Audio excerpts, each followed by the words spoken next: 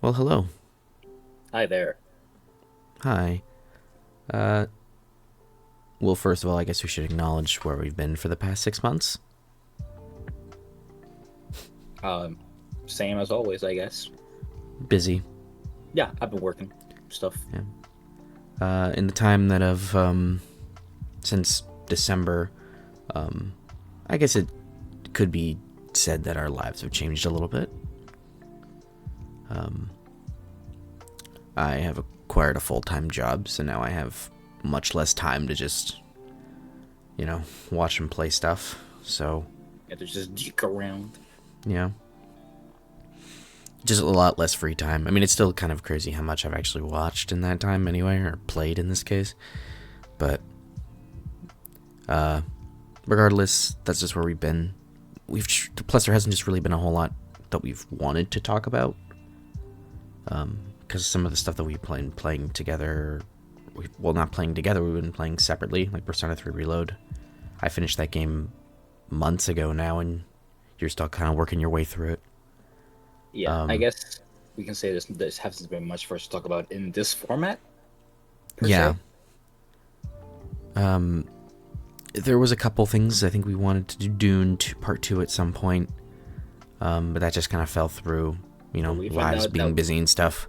we weren't invested enough in doing two to actually talk about it that much. Yeah, but don't worry, there will be things coming. We will do our biannual midpoint that will come at the end of this month. We'll have that, and we'll have plenty of things to talk about at that point. And we both have our own little projects we're working on, but we cannot promise when those will come. No, no, we cannot. No, we cannot. But steady work has been made. Mm. But we figured we'd kind of pop in because this year has presented quite a bit of an issue in terms of the decline in film, in terms of box office, and the slow death of the movie theater. And we figured we'd kind of do a little, as you can see in the thumbnail and the title, and of course this banner here, just kind of a yap session about something we're passionate about. We've never really done this quite before in terms of just like a free-form talk about whatever video. So there's going to be no Well, real structure to this. We're just going to kind of be talking about the state of the box office and kind of all that entails, and the possible reasons why we think the movie industry has been on a weird, not necessarily decline, but the box office has been on a weird decline, and kind of just the history of how things have changed in terms of how media is consumed, particularly film, and what possible chance there is to save everything. So, since this is kind of just a free-form conversation, we can free to take this wherever we want to go. But I guess we should talk about what kind of incited this conversation in the first place, and that was the failures, the notable failures of two very high-profile films, The Fall Guy and Furiosa. And well, we can take it from there. I haven't seen them by the way. Well, I saw Fall Guy. You've seen The Fall Guy.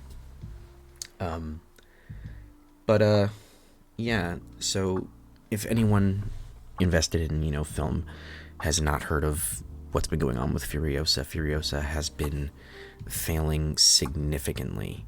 The film has currently made $49 million domestically in just 2 weeks, to a grand total of $114 million worldwide on a budget of $160 million. Ooh, that's real bad. This makes Furiosa a certified failure, with a opening weekend of around $26 to $32 million. When considering the Memorial Day weekend, it was a clash that weekend for who was going to flop first or harder, Garfield or Furiosa, and it kind of just turned out to be both. But Oh, Garfield Block too. Garfield is walking away the winner on this with a current worldwide gross of $152 million. So it is walking away the victor, but not not by too much. But regardless, Garfield is probably going to be fine because it'll blow up on Netflix or something. But this is just interesting to note that this past month of May has just been a graveyard. The only thing that's managed to kind of walk out unscathed is Kingdom of the Planet of the Apes. But even then, that's questionable. That's it? It should not be.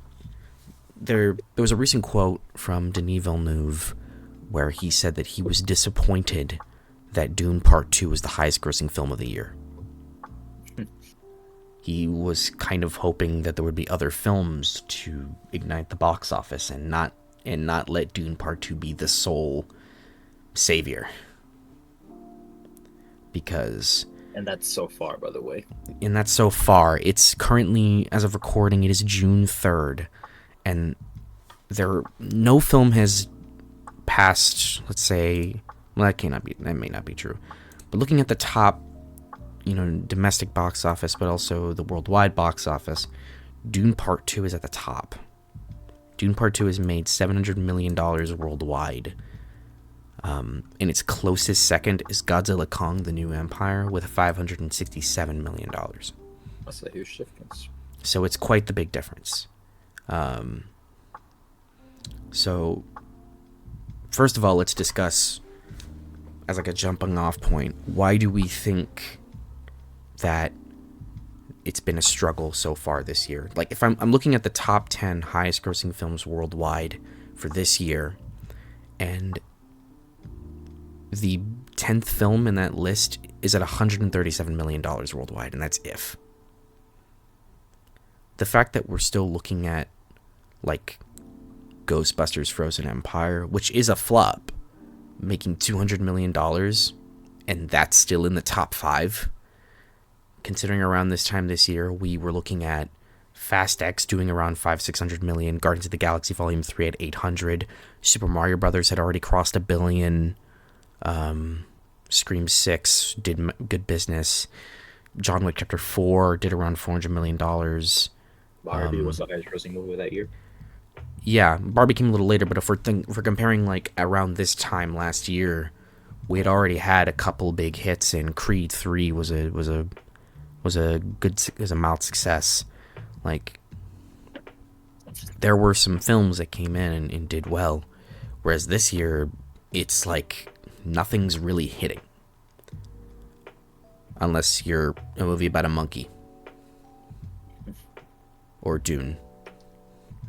But yeah, I guess as a jumping off point, why do we think that Furiosa and The Fall Guy are flopping? Lack of interest. That could be for starters. Yeah. Especially Furiosa, since, as we know, Fury Road wasn't exactly a major success in the box office. It's just, scraped by barely at the time. Yeah.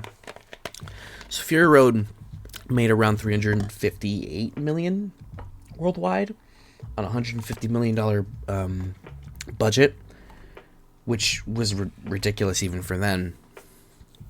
But Fury Road essentially lived off the fact that it stayed in theaters for a while. It had legs, it just stayed around. And on top of that, it did well. I believe it did well on physical media sales and digital rentals. I liked it too. And it was a critical darling. It also got Oscar push. It was nominated, I believe, for like either 6 or 10 awards at the Oscars that year, and it took home a bunch of them.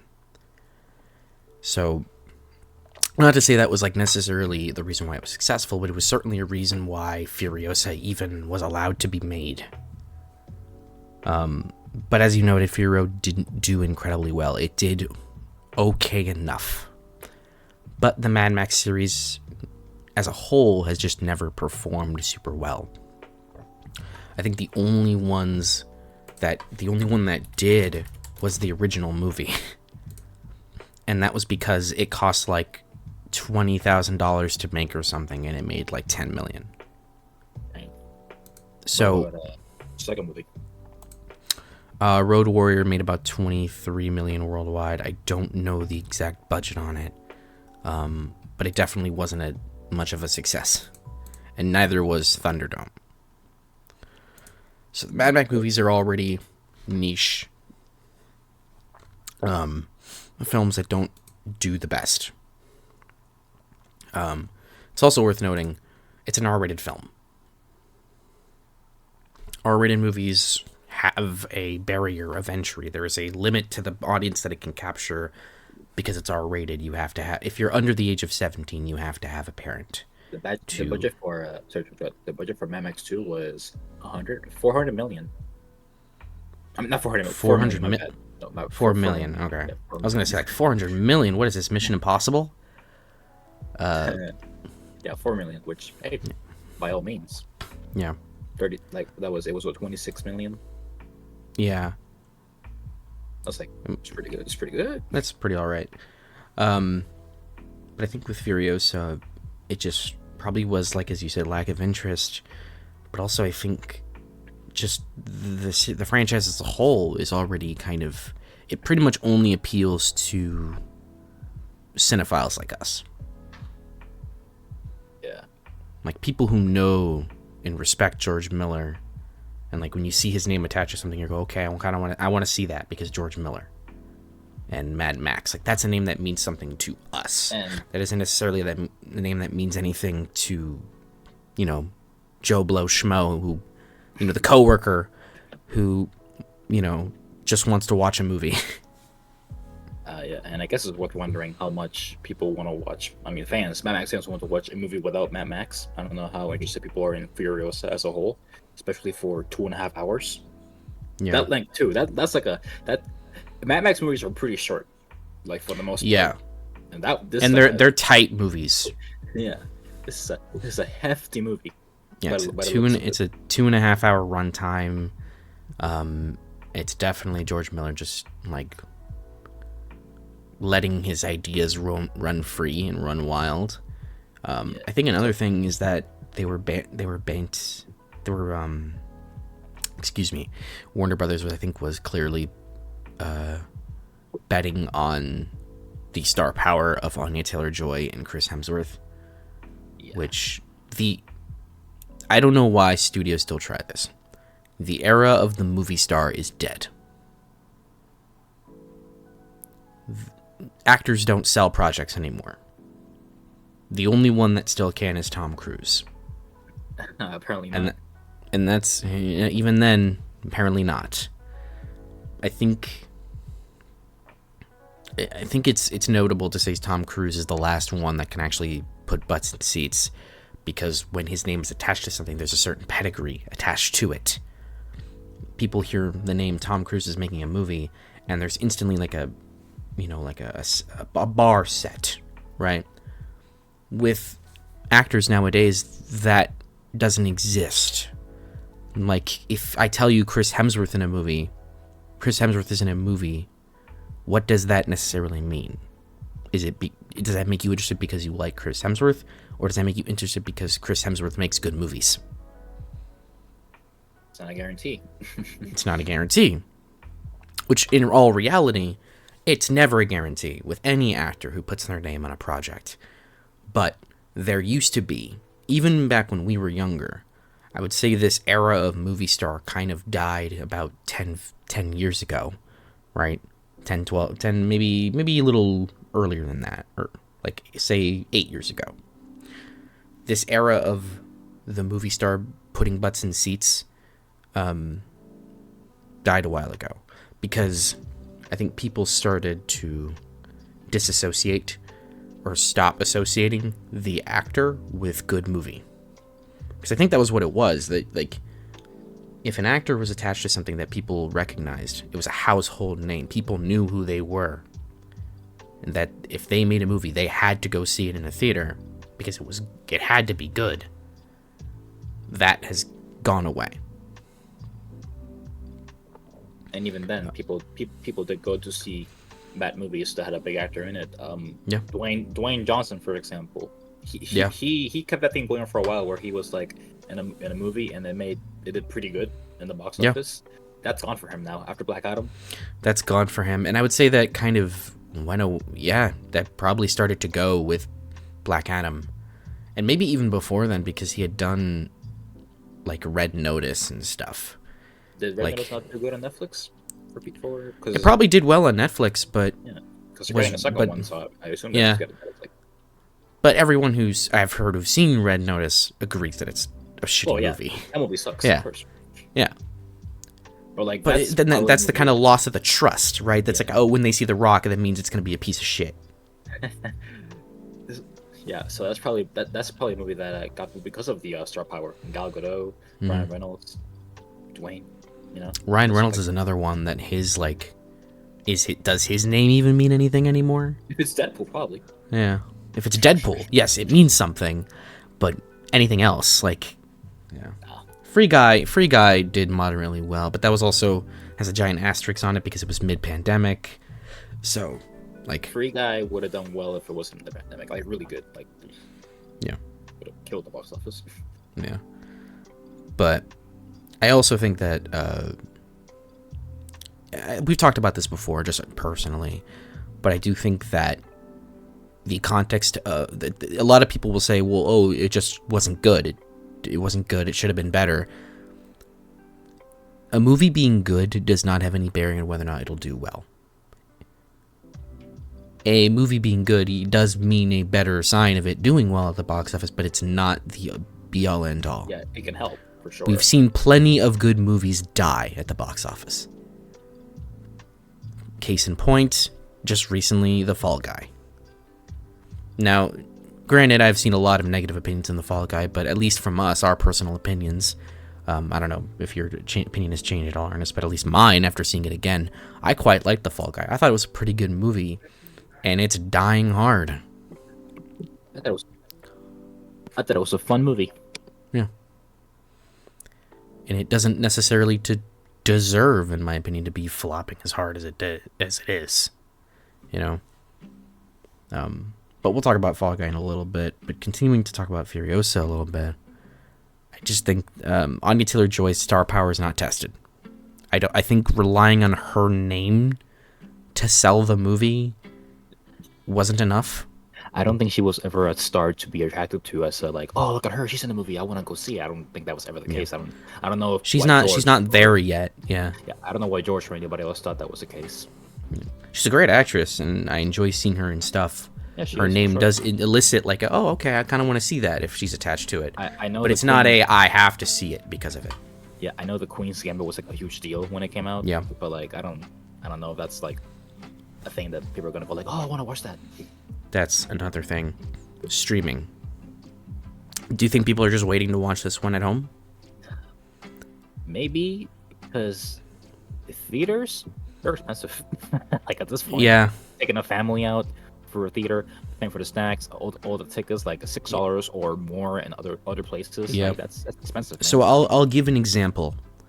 Last year when Super Mario Brothers came out, me and my family went to go see it together. And I keep in mind, this was an early, like 11 o'clock in the morning, Saturday morning show. I paid $60 for like 5 tickets. My God. Yeah, and this was at an AMC, and it wasn't even like a premium AMC theater. Like, it wasn't a Dolby, it wasn't an IMAX. It was just a standard theater. $60, and that was without concessions. Like, it was just a normal theater, no concessions, $60 for 5 tickets.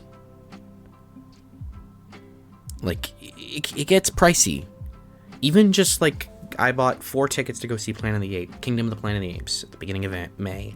I spent $50 on the tickets. On the tickets only, not even the snacks. On the tickets only. Not even the food. And, like, we have a friend, you've seen him on the channel before, Sebastian. He bought us all, like, 2 years, like, a couple times, he's bought us, like, major group tickets to go see, like, Spider-Man No Way Home and Spider-Man Across the Spider-Verse and Doctor Strange in the Multiverse of Madness. And he spent some money so we could go see those movies. We paid him back, though. Don't worry. We're back. We paid him back. Yeah, we're good friends. We paid him back. Yeah, we were good for it. We were good for it. But it's expensive to go to the movies, especially when you want to go to good ones. And that's another thing we should talk about, and starting to going into it a little bit. Movie theater's expensive. The movie theater experience, just people don't know how to act anymore in the theater. And this was never like a problem that it didn't exist until recently. Like, people have not known how to act in the movie theaters for a while now. This is not a like post-pandemic kind of thing. It's been around for a minute. But I can understand why some people just don't want to go back or don't want to go see the movie in the theater, because sometimes it's expensive, the experience isn't as good anymore. Also, let's talk about it. The pandemic hurt movie theaters in a very like tangible way, as in they couldn't be open for almost over a year. Yeah. But I think what hurt the theaters the most during the pandemic was the switch into relying on streaming as a viable platform. The shortened theatrical window is going to be the death of cinema if it continues the way it's going. Like, we talked about this. The Fall Guy released on May 3rd. It hit streaming by the end of the month. Like, it hit digital platforms. You can watch The Fall Guy right now at the comfort of your home, at your own home. Yeah. That was a 17-day window. I said it before. I was like, that's a record, right? That's got to be a record. I think it's a record. I think it's legitimately a record. It made sense in the pandemic because people couldn't go out, right? You know, it was fine. But that thought process has ultimately damaged the way movies are consumed and the revitalization of the theaters, because allowing films to have such a short theatrical window it's mind-boggling that a movie like The Fall Guy wasn't even given a chance. Well, it was given a chance, but as soon as it failed, it was just rushed out. And keep in mind, the version that you can buy now, like for digital platforms, is an extended cut. We didn't watch it when I watched it with you, but yeah, it wasn't the theatrical cut. It was the theatrical. It wasn't the extended. But there's an extended cut you can watch that's like 30 minutes longer than the theatrical cut. Yeah, so it's better, I guess. So why would you watch it in theaters at that point? Right, you can watch a longer, arguably better version of the movie at home without having to go to the theater and spend too much. You can use your own food at home. You can use your own snacks. You can pause it whenever you want to go use the bathroom. Like, oh yeah. Like, and I don't want to say this as to like discourage, you know, watching films at home. There's nothing wrong with it. There are pros and cons to watching a film at home. Pros, it's comforting. You can do everything I just said. Use your own food, use your own bathroom, pause it whatever you want. No distractions. You know, it's good that way. But what you lose is something that TVs currently still aren't fully capable of doing, is reflecting the prime theater experience, which is sitting in that dark room with that overpriced popcorn, the lights are dimmed, and you just watch a movie on the big screen that you can't anywhere else. And unfortunately, that's just not as relied upon anymore. But yeah, we're making a fucking home theaters out at home, so it's like whatever, yeah. I guess. You know? TVs are only getting better. Like, they're getting bigger. They're getting bigger and they're getting better, and it's not increasingly affordable, but it is possible to get a pretty good home theater setup if you want to put the money in. And yeah, there's just so many things that we can talk about. But mainly I do want to mention that I do think as I've already said, the shortened theatrical window is really harmful to all of this. Because I remember what it used to be was, back when we were younger, we didn't get to experience this a whole lot when we were younger because we weren't like conscious of this. Whoa, conscious of it. We were retarded. There you go. Yeah, we were young children. We were not conscious of what the theatrical window was. Basically, what it was was you would watch a movie in the theater, and then 6 months to a year later, it would come out on DVD or Blu-ray, right? That doesn't exist anymore. Oh, it's gone. Number one, it's because physical media is devalued. It's not considered even an option anymore. So that's why we see like Best Buy and stuff not selling discs anymore. The fools. Because the fools they are. But it's also like now, even as like when we got into those prime years of the box office, that being like the heyday of of Marvel, right? Because let's not twist words. The last time that the theater, that the box office was nice and healthy, was in the prime Marvel era, prime MCU. Which basically takes me to what I want to say about that is that the death of the blockbuster, well, sort of the blockbuster, isn't reliable anymore as a box office success. Star Wars isn't reliable. Yeah. I mean, we don't really know. The last time they came out with a Star Wars movie was 2019. 2019, and Rise of Skywalker made a shit ton of money, but yeah, it's like it was almost like a yeah. It doesn't make us as Force Awakens or Last Jedi, which by sequel terms should make more, but people weren't as interested compared to the Force Awakens. Let's take Avengers for example. Each movie that came out made more than the other. What does it say that if Avengers 5 came out in 3 months, is it gonna make us much? Probably not. No. People can't rely on that anymore. Realistically, like another Avengers movie wouldn't make the same money as Endgame. It's just you can't recreate that. As Endgame or even Age of Ultron. It probably wouldn't. It probably wouldn't even make as much as the first movie. Guardians 3. Yeah, probably not. And it's an Avengers movie.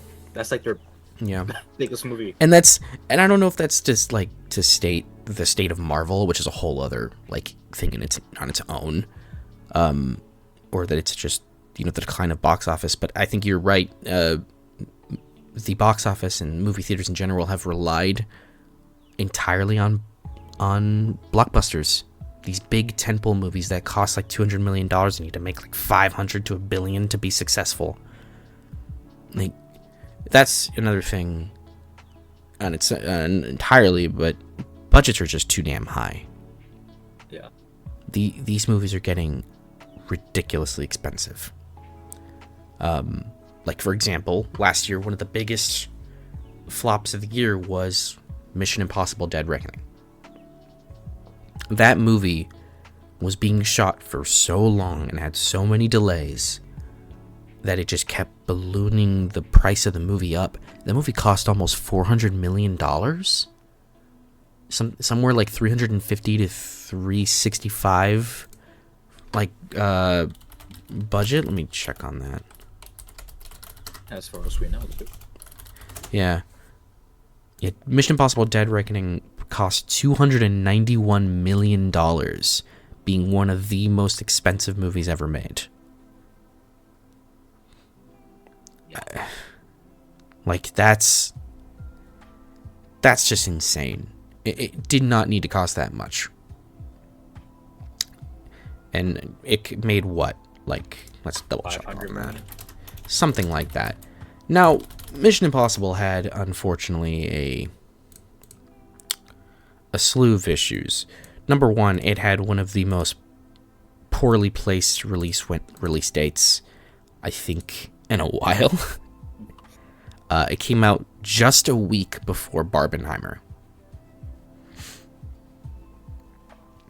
So I would have thought that Mission Impossible, long-standing franchise for many years, very successful, would have been fine amongst us two, but I guess not. Shit. No.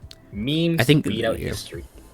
The signs that Barbenheimer was going to be a huge event came really early, and I think at least Tom Cruise knew it, because the word was he tried to fight to get its release pushed or pulled just to kind of get out of the way of those movies, but Paramount wouldn't budge. He also fought to keep it on premium screens longer, which was another thing. Big movies like Mission Impossible thrive on the premium screens. That's IMAX, that's Dolby, that's 4DX, ScreenX, whatever.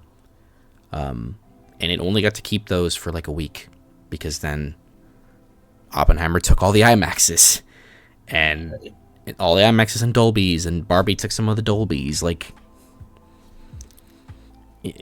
Mission Impossible kind of got screwed there. But even then, what Mission Impossible movies usually do, and this is seen time and time again with each previous film, they had legs. They stayed around throughout most of their summers. Like, Mission Impossible Fallout made, what, like 700, 800 million worldwide? And that's because it just stayed around for that summer. It just was around for a while, and it thrived off good word of mouth. Now, Mission Impossible Dead Reckoning had really good word of mouth, but again, it came right before a giant cultural cinematic event, which was Barbie and Oppenheimer. Yeah, I guess it didn't have as much good word of mouth as fucking Top Gun Maverick did. Yeah, Top Gun Maverick was another one of those like big events, and part of it was because they made it so incredibly obvious that it was not only going to be in the theater, but that you needed to see it in the theater. And on top of that, people just kept talking about it for that whole summer. And guess what? People kept going back. They went to second, third, fourth, fifth time, and brought their friends, brought their families. I can attest to that. I saw that shit 3 times in theaters. Yeah. I don't do that often. I never seen a movie more than twice in a theater. Yeah. Someday I will. It's just gotta be the right movie. It's gotta be really fucking good. Yeah. That's yet to come. And that's another thing. Top Gun was just really good. Again, we said, and I believe this in my bones, good doesn't necessarily equal going to make money. But in the case of Top Gun, boy does it help. Strong word of mouth will do it too. Yeah, if there's really anything we can talk about, it's just that a lot of what needs to happen, I think, is that these movies just need to stay in theaters longer, and there needs to be more of a variety of what's in the theater right now. Because a good point that was made that I heard, sorry to cut you off, but the good point that I heard was that every movie releasing now is the biggest, dickest movie you have to see in the theater. You can't miss out. And if every movie's like that, like, no one's gonna care.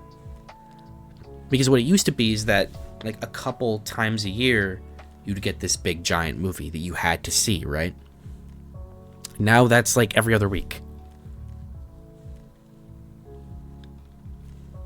But I think we started to see that kind of, like, mindset change, or like the way that the movies were changing, probably a little over 10 years ago.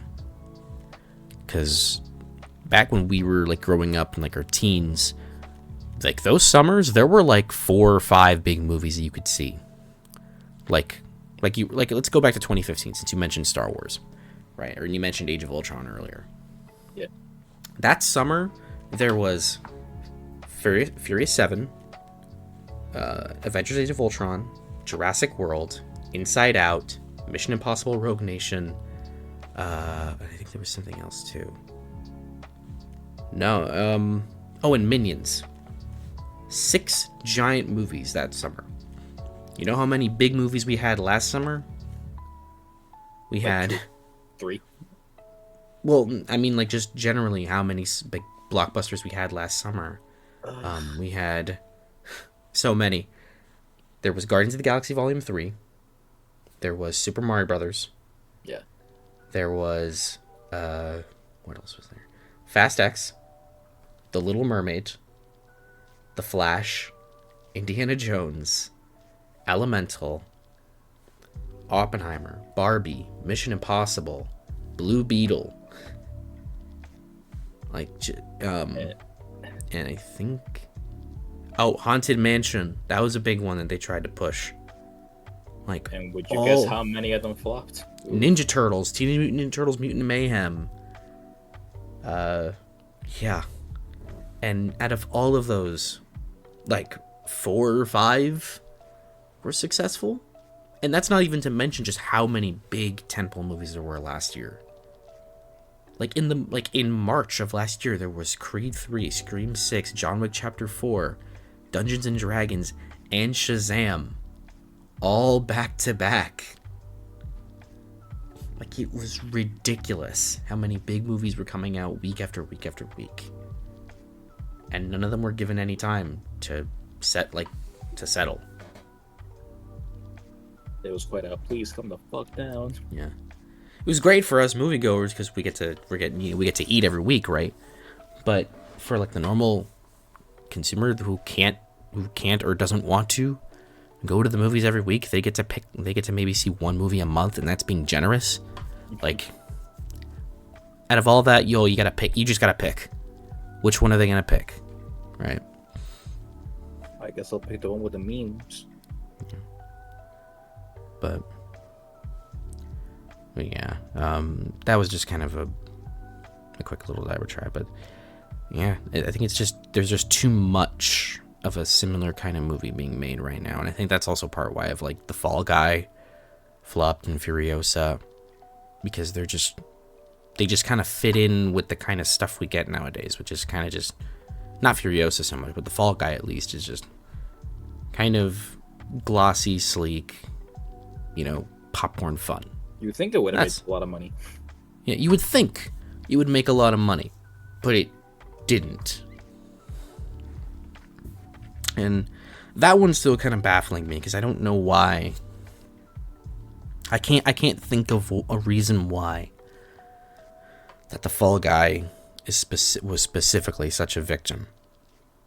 And because watching the movie doesn't really feel like that as much, but maybe just because we're in the know of like film language and like the history of like stunt performers and stuff and all that. But maybe that is just lost on the audience. Maybe the audience just doesn't care about movies. Could that be it? No, I mean, I guess on average, how many people are gonna know that it's a movie about that? Yeah, it's really just. I mean, that's another thing with like the advertising. It probably just didn't sell it the way that they probably wanted it to. Because the Bullet Train did pretty good in theaters, right? Didn't it? It did all right. Right? Yeah, about as well as a R-rated action comedy could do, I would guess. Yeah. Yeah. No, that one had Bad Bunny in it. Maybe that's it. Bullet Train made about $239 million. Oh. So it didn't do too bad for itself, but Bullet Train cost about $85 to $90 million. So it was made a little bit on the cheap. So, but it was a Netflix juggernaut. Well, you know what? That brings you to another point. Stop fucking making movies so goddamn expensive. Yeah.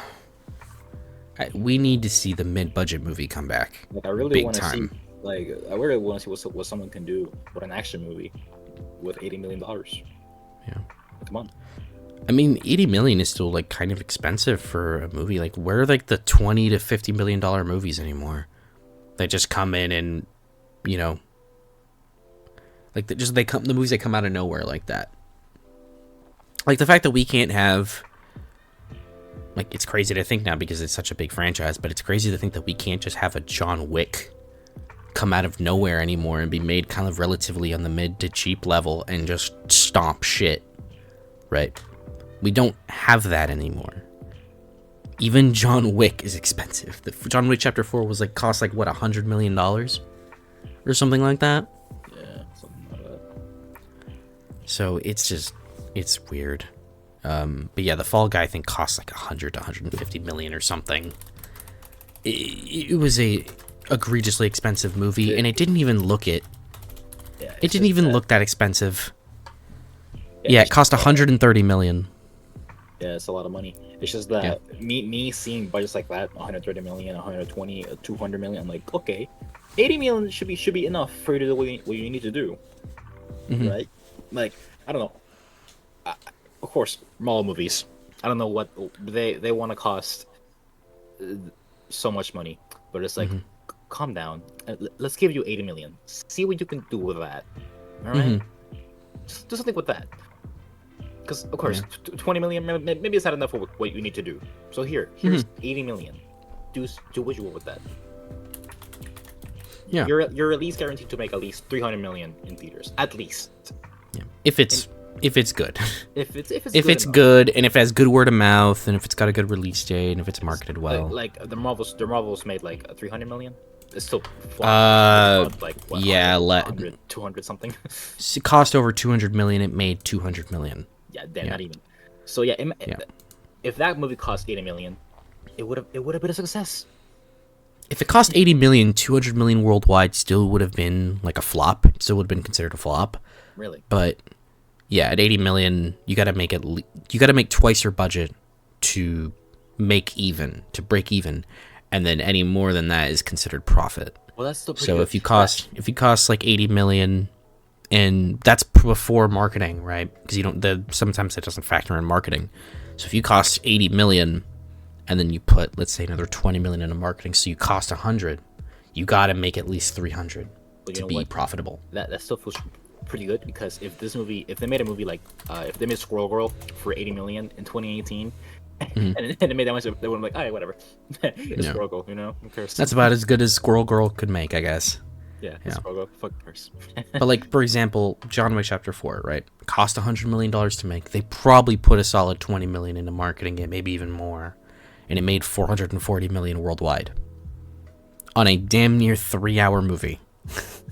Ugh. That's the thing too. Movies are getting too fucking long, like for no reason. Yeah. Like some of them. It's not like people saw Oppenheimer. They loved it. Yeah, that's a 3-hour drama. But that's probably why, because it's like it fits. Why it's I think like you can understand why it's long. I don't think movie lengths matter as much.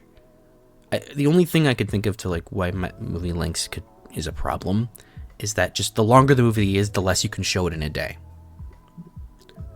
And with some of the bigger movies that are going to attract more attention, like for example, like Oppenheimer, it's a big movie. They're probably going to put it in at least a couple theaters in like in a multiplex, right? Yeah. So you got to have at least 3 showings a day, because it's a 3-hour movie, so you can only get so much time in the day to show it. And there's got to be time for, like cleaning and stuff and getting ready for the next showing. So you gotta, if a big movie like that and it's going to drive attention, you're going to put it in at least 3 or 4 more multiplexes. So you got to have times throughout the day to show it whenever. Like that's taking more, space away from other movies that could show. Like I remember when I went to go see, what was it?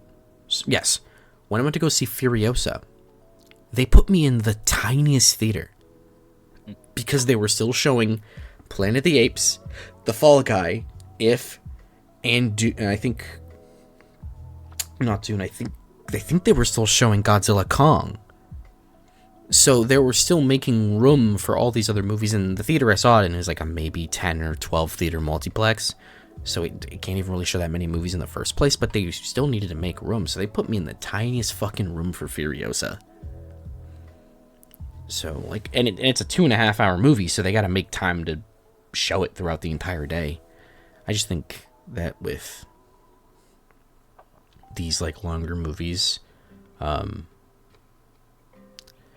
it can only hurt, but I also don't think that it's so much a problem, because we've seen long movies do well, like Oppenheimer.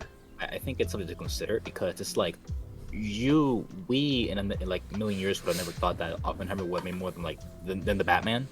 They're just as long as each other, but it's like, I guess for Batman, are you expecting to be there for 3 hours compared to Oppenheimer, a historical drama? Yeah. Or like Furiosa? I don't think it's necessarily like an expectation thing. It's just more like I do think that with a lot of it, it does just come down to, are you willing to sacrifice artistic intent to just make a shorter movie that can make more money? Because we've seen that before. Justice League was mandated to be under 2 hours, and it's exactly 2 hours. I don't want to like limit directors and anything like that. It's just that you gotta respect people's time, the audience's time, people who you want to watch their movie. Yeah. So I guess I think calm down as much as you can. That just comes down to the individual film. I think that's not less of a controlled problem. that's or not so much a problem that can be controlled. It just comes down to whatever the creators intend the movie to be. Yeah, it's like I don't think if the Batman wasn't the Batman, if it was just some detective story that was marketed just like 3 the Batman hours. was, yeah, the 3-hour detective story called, I don't know, The Question, DC's The Question, would have flopped. Probably would have flopped. If it cost as much, was as long, was marketed the same way, would have flopped probably. Yeah, but would it be because of the if it was the exact same movie but it was 3 hours? I don't know if it necessarily would have just flopped or if it would have just been. It would have had to live off word of mouth. Yeah, I mean, how much did the Batman cost? 200 million at least. Yeah. And the Batman made its money back and then some. Yeah, like again, it's a very successful movie. Again, it's Batman. That's like, yeah. But then again, you would have thought, oh, it's not a $1 billion movie. Interesting. I mean, yeah. Also, the Batman was coming off of like post-pandemic, so there was some still kind of like, are we back or is it are we being hasty? And then Batman came out and it was like, okay, we're back. But then I think of like No Way Home. No Way Home was almost a 2.5-hour movie, right? Yeah, it was like 220 or something. And like that's the benefit of it being Spider-Man, the most popular superhero ever. So it's like, thank God, right? And it made almost $2 billion. Yeah. So, but No Way Home is another. I think this is a conversation we're going to need to have. It's going to be a very uncomfortable conversation because it's been a very uncomfortable thing to hear. With some of these movies that are being pushed as, guys, please see this, like Fall Guy, Furiosa, stuff like that, and then they're not doing well, it not only puts more pressure on the movie everyone is expecting to do well, but it's also starting to make that movie a villain, and that's Deadpool and Wolverine. Deadpool and Wolverine is expected to kill, and it's expected to kind of save the box office a bit. I don't think it's going to save the box office, but I think it's going to do really good. I think so. And it's now starting to become a little vilified. That's like, God damn it, the fucking superhero slop is going to save us again. And I think that's a conversation we need to have, is that comic book movies for a long time were the main driving source of the box office for a while. Yeah. Or Star Wars. Or Star Wars.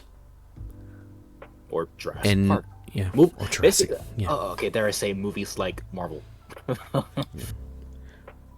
Well, Marvel movies specifically were doing really well consistently. They were the dominant thing, but again, Jurassic World, all of those except Dominion made $1 billion. No, all of them did. All of them, even Dominion. Yeah, even Dominion. All right, Dominion made a silent billion. All right, well, see, there you go. I don't know, movies with that energy, hype, stuff like that. Yeah, movies with like entire mass appeal that anyone anywhere can watch and will be excited to see. But even that's starting to like slowly go away. Yeah, it's like we said, the lower blockbusters going down significantly. All those franchises, Fast and the Furious, Transformers, Jurassic something, Marvel, DC never didn't start very good, but it could have. Yeah. Like those things. It had a couple hits in there. Yeah. Man of Steel. Well, Man of Steel did okay. Yeah, it did fine. Like the most. Wonder Woman did well. Yeah, the most money they got was PBS. Aquaman. Oh, no, right, Aquaman, right. Aquaman is one of $3 billion DC movies. There are only 4 DC movies that have ever made $1 billion. Aquaman is one of those 3.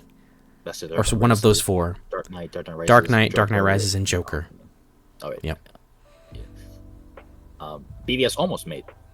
But BVS was like a weird situation because it did obviously better than like Man of Steel did. It actually did a lot better than Man of Steel did, but it was still kind of considered somewhat of a disappointment because it cost so fucking much. Yeah, because a movie with Batman should have made like $2 million. Yeah, probably. A movie called Batman v Superman should have made $1 billion easy. Easy. No, I'm saying it should have made 2 million. Should have been one of the highest grossing movies of all Yeah. time. But it Yeah. sucked. That's but it sucked, but it still did very well. Let's not act like it didn't it's not like it embarrassed itself. It made over $800 million. It did fine. Sure, but I don't know. It got It beat by Civil it could War. have done more. It did get beaten by Civil War, big Yeah, time. it has to give us Civil War. Yeah, Like but yeah, I don't know if the fall of DC is of the movie of the DC universe is something to consider, but like those movies really just propped Marvel up, and it wasn't an alternative for people. DC, yeah. no, why the fuck would I watch DC? That yeah, that's kind of I don't a know. good point. Like If D, DC's flop, like DC's continuous failure, just put Marvel much higher on a pedestal. yeah, and then where Marvel flopped too, I was like, oh shit, what do we watch now? Comic book fans. Yeah, If DC was a juggernaut, as it should have been, yeah. I see no reason why Marvel and DC both couldn't do well together. I don't see it either. Yeah, it's Yeah. Snyder, you piece of shit. Well, it's not just Snyder. It's the collective that ran DC at that point that just had no fucking idea what they were doing Yeah, and just tried to rush to make things happen and couldn't. Like at this point, yeah, Wonder Woman was a fucking fluke. I don't know what happened.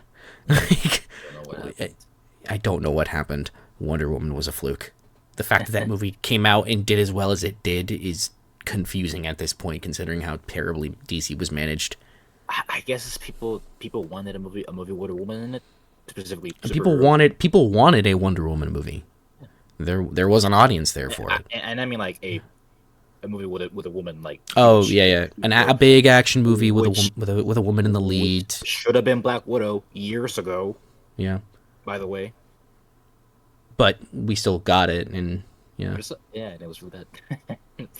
It was really bad and too late, and like all that whole thing, and it was basically during the start of movie theaters time. So I was like, yeah.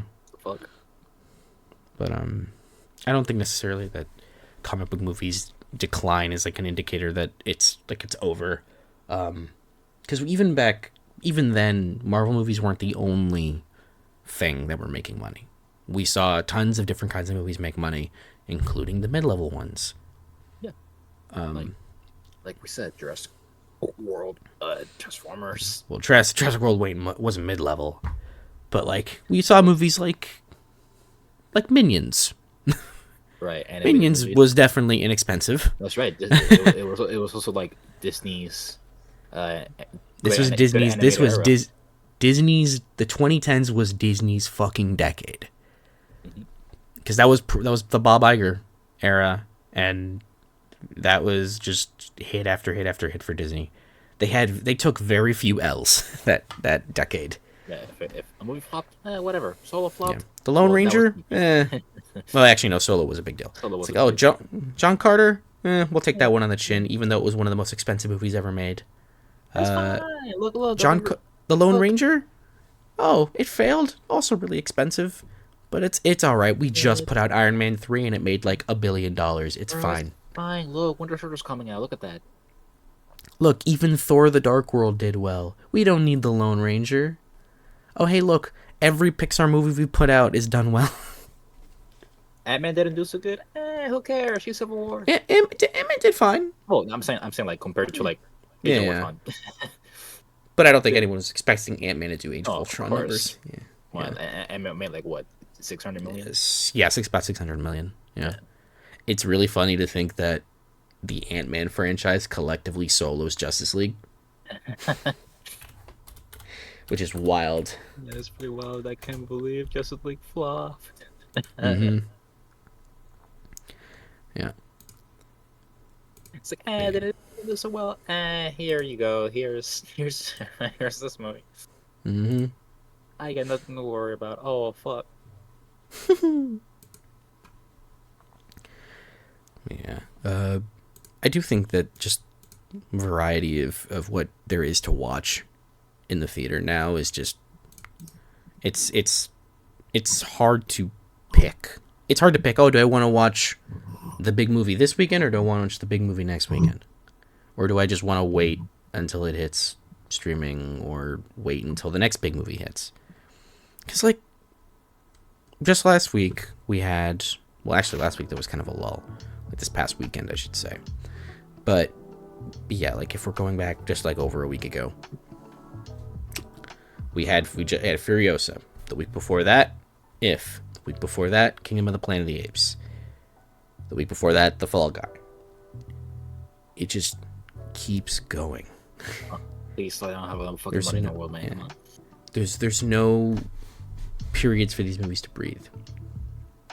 Also, I saw this in a video from Red Letter Media, and they mentioned that, like, because these theaters are becoming so reliant on these big movies, they're not leaving space for smaller movies to even release in them. Like, for example, how well would Everything Everywhere All at Once have done if they didn't expand its theatrical run? Not well at all. Like, it would have done okay for an A24 movie at its budget, which was cheap, incredibly cheap. So didn't they make like 90 million? Yeah. And that's only because it's well, it was another one that was carried by word of mouth, and it's expanding theatrical window. It started in it made 143 million worldwide on a budget that was like 10 million or something. Like, it didn't cost much. They also shot it in like 20 days or some crazy shit.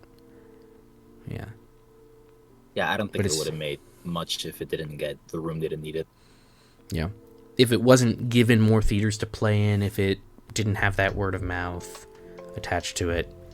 Barbarian had a similar thing where it opened in like a very limited run, but then the word of mouth was good, and so they expanded its run, and it kind of just popped off. That's the thing too. Like, limited runs, I feel like that's not making things better for movies. Like, if people want to see it, and then they can't because it's gone. Because you can't see it anymore. Well, the limited run is also silly because the limited run turns into the wide release run, but the limited run is hard because it plays in such a small amount of theaters that the word of mouth can spread, but then people are like, oh, okay, cool, where do I go see this movie? Oh, I have to cross the state lines to go see it? It's like, what the fuck? Like, we had to wait. When did we see Everything Everywhere? We saw it in like a month after it came out? Yeah, in our local theater, thankfully. Yeah, in our local theater, because we had to wait for it to hit our local theater. Yeah, what the fuck, man? Yeah. I think they need to really reconsider the value of a limited run, because a movie like Everything Everywhere All at Once could not have succeeded the way it did without that expanded run. And as another great example, let's talk about Godzilla -1. I was gonna say, with the fall of a lot of these like big blockbusters in the States, we've seen some good success for like foreign movies and like anime movies. Parasite anime movies have been Crunchyroll has been putting in some work, putting out anime movies out here in the West, and they're finding success. They've been successful. Yeah. Demon Slayer, Dragon Ball Super Broly, Dragon Ball Super Hero, Suzume, like they're all finding success. Jujutsu Kaisen 0. Yeah, and they're all finding success out here. Every time Spy Family also had a decent run out here. I want to see that, but that's like also one of those fucking limited releases ones. Also, my fucking where it's like you have to go find a fucking theater that's playing it, and they're only playing it at night. So it's like, what the fuck? What the fuck? And then Godzilla. Godzilla, and to briefly mention Godzilla -1, it was supposed to be in theaters for 2 weeks in a limited run.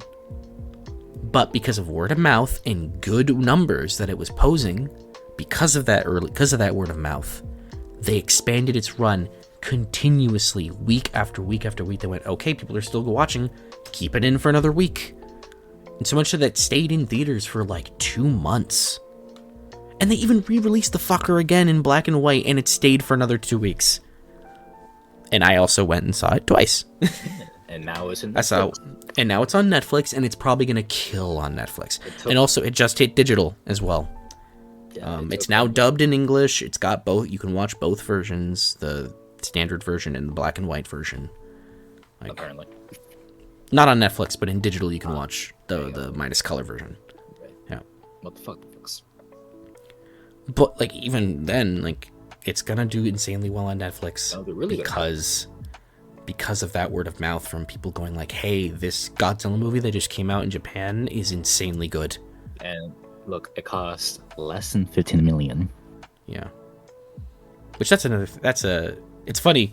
In the States, we have the problem movies cost too much. Apparently in Japan, the problem is that they don't give them enough money to make movies. But also, as far as I know, Godzilla Minus One had a really long post-production schedule. Look how good they can do yeah. so little money. So it's like they had little money, but they had a lot of time to make the effects. So yeah, that's another thing with VFX, but that's in a whole separate Gap session. Crunch. Yeah, it just feels like these. Let's for an example, let's take a look at the worldwide 2023 numbers.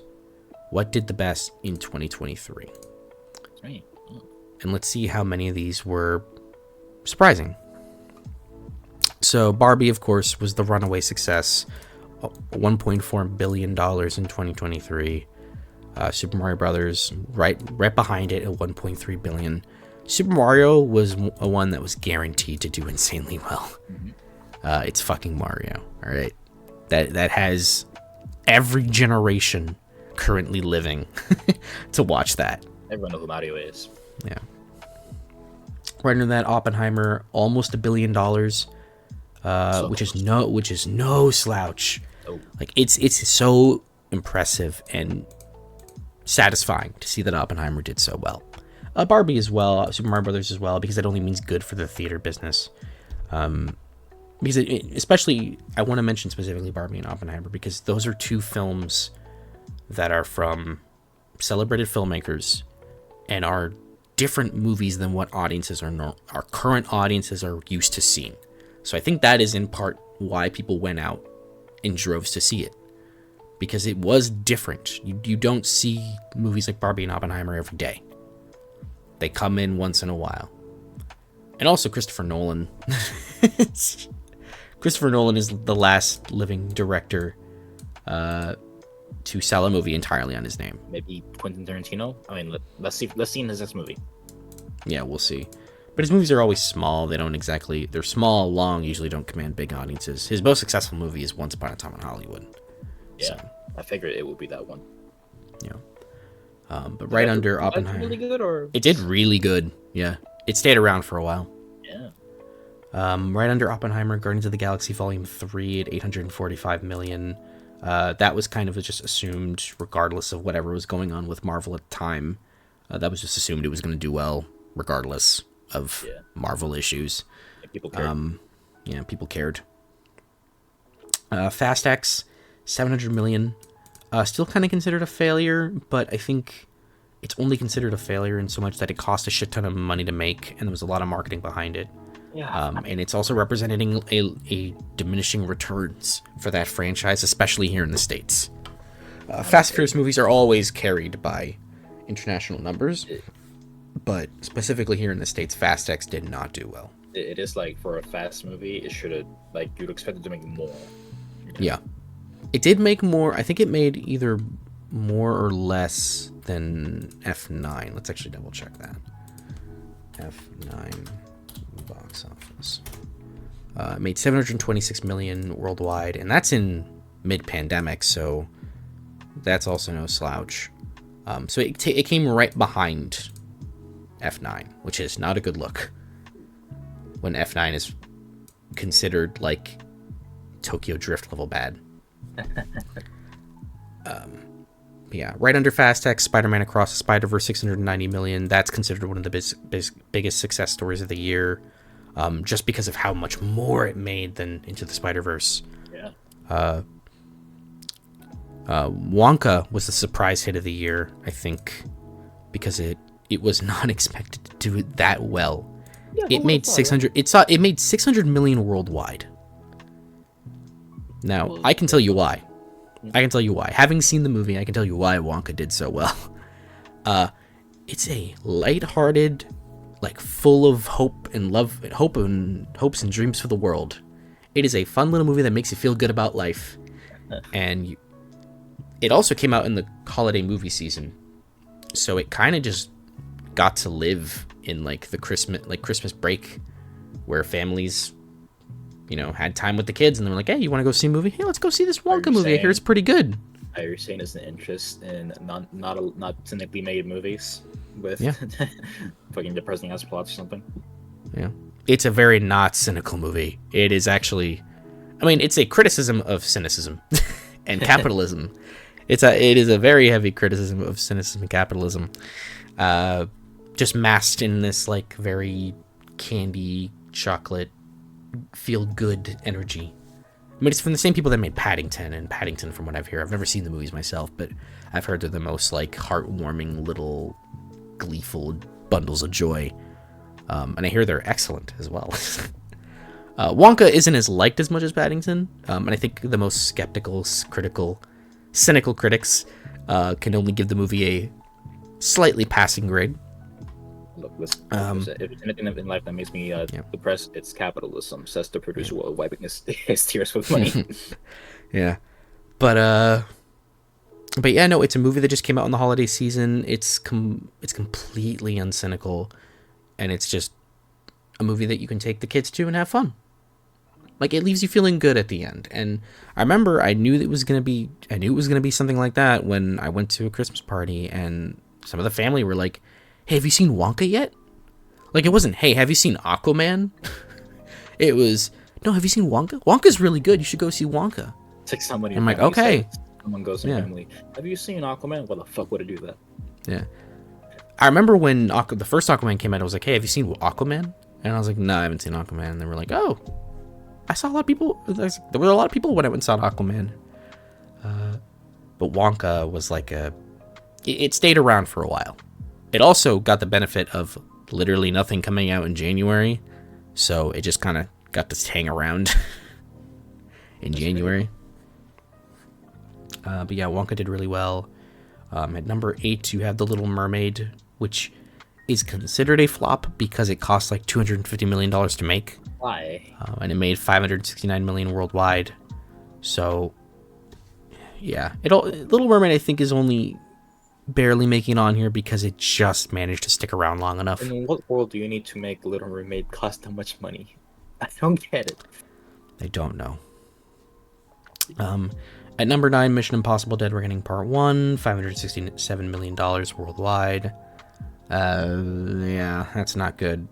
Number 10, you have Elemental, $496 million.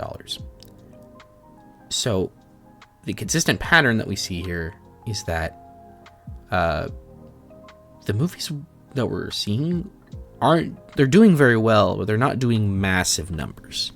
Now, if I go back to 2022, that number is a little different. So we'll go from 10 up, right? Because we're going to have a couple movies here to talk about.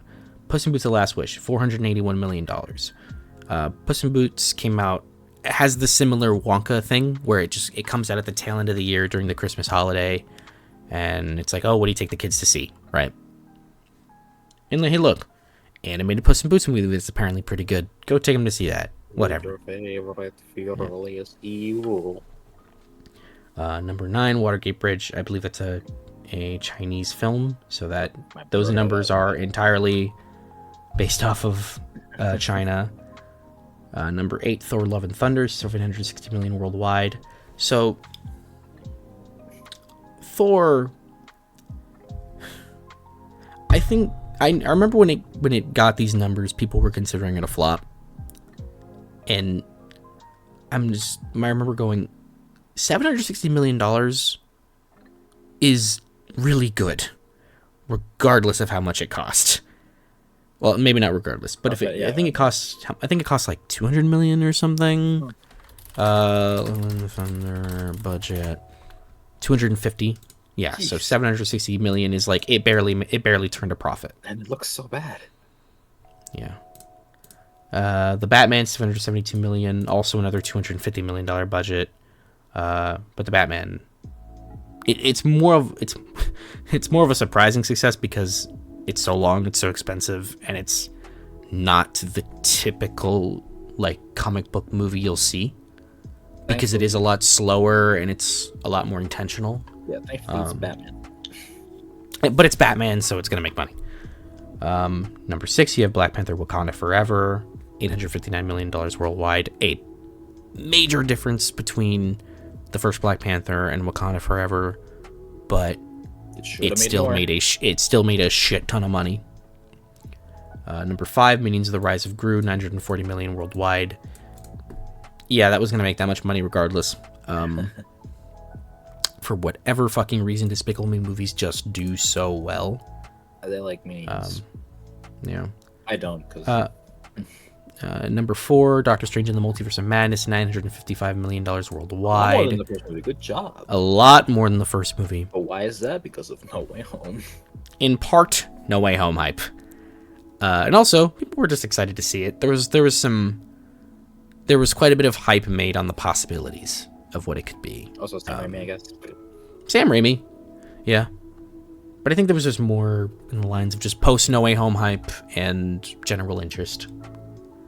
Yeah, you wrote that movie. Yeah.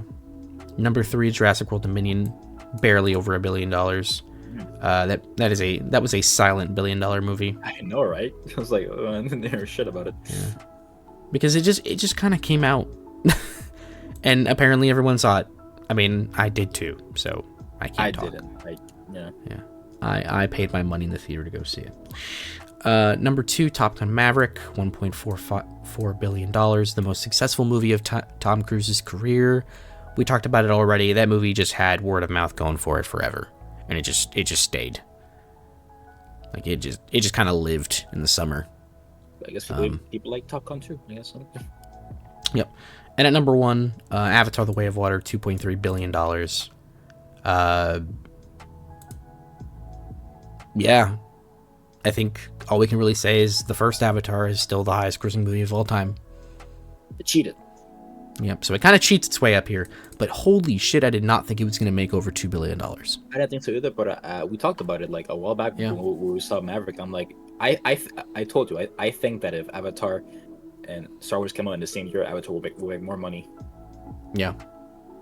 Now, they didn't come in the same year, but we are about 3 years apart from Rise of Skywalker making. At that point, we were. Yeah, exactly. At that point, we were like, yeah. And then that movie only made. I say only, but it's a lot of money. But I mean, it only made $1 billion. Yeah. But again, it should have made more. Should have made more than Force Awakens. If in the world that we should be in, it should have made more than that. Avatar: Way of Water made more than the Force Awakens. Yeah. Did it? I mean, this is the third highest grossing movie. Oh, then yeah, it should have. But I think the Force Awakens is probably not that far behind. Yeah, 2.6 billion or sort of 2.07. Yeah, it's not that far behind. Or 5 or 6 maybe. Yeah, it's probably like 5 or 6. I think Endgame is right below. I think it's Avatar, Endgame, Titanic. Or sorry, no, Avatar, Endgame, Way of Water, Titanic. I think is the ranking there. Yeah. Actually, we can probably just check. Yeah, let's check it out. Yeah, let's just check. All time worldwide. So it goes Avatar, Endgame, Avatar, Titanic, Force Awakens. Yep. They say because of inflation, Gone with the Wind is actually the highest grossing movie. Yes. That's because when it came out, it was the only movie. Because there weren't multiplexes. So whenever a movie came out, it was literally the only movie playing in the theater. Yeah. Yeah. That's pretty cool. But yeah. Yeah. It feels like things are kind of trending a little downward. Like 2022 is probably the last really good year for the box office. But then you also have things like fucking Black Adam flopping out of existence, you know. I mean, DC, man. Uncharted being a surprising hit. That still kind of upsets me. But yeah. But then you have stuff like Puss in Boots kind of coming in and surprising and doing better than expected. Sonic the Hedgehog 2 did really well. Yeah.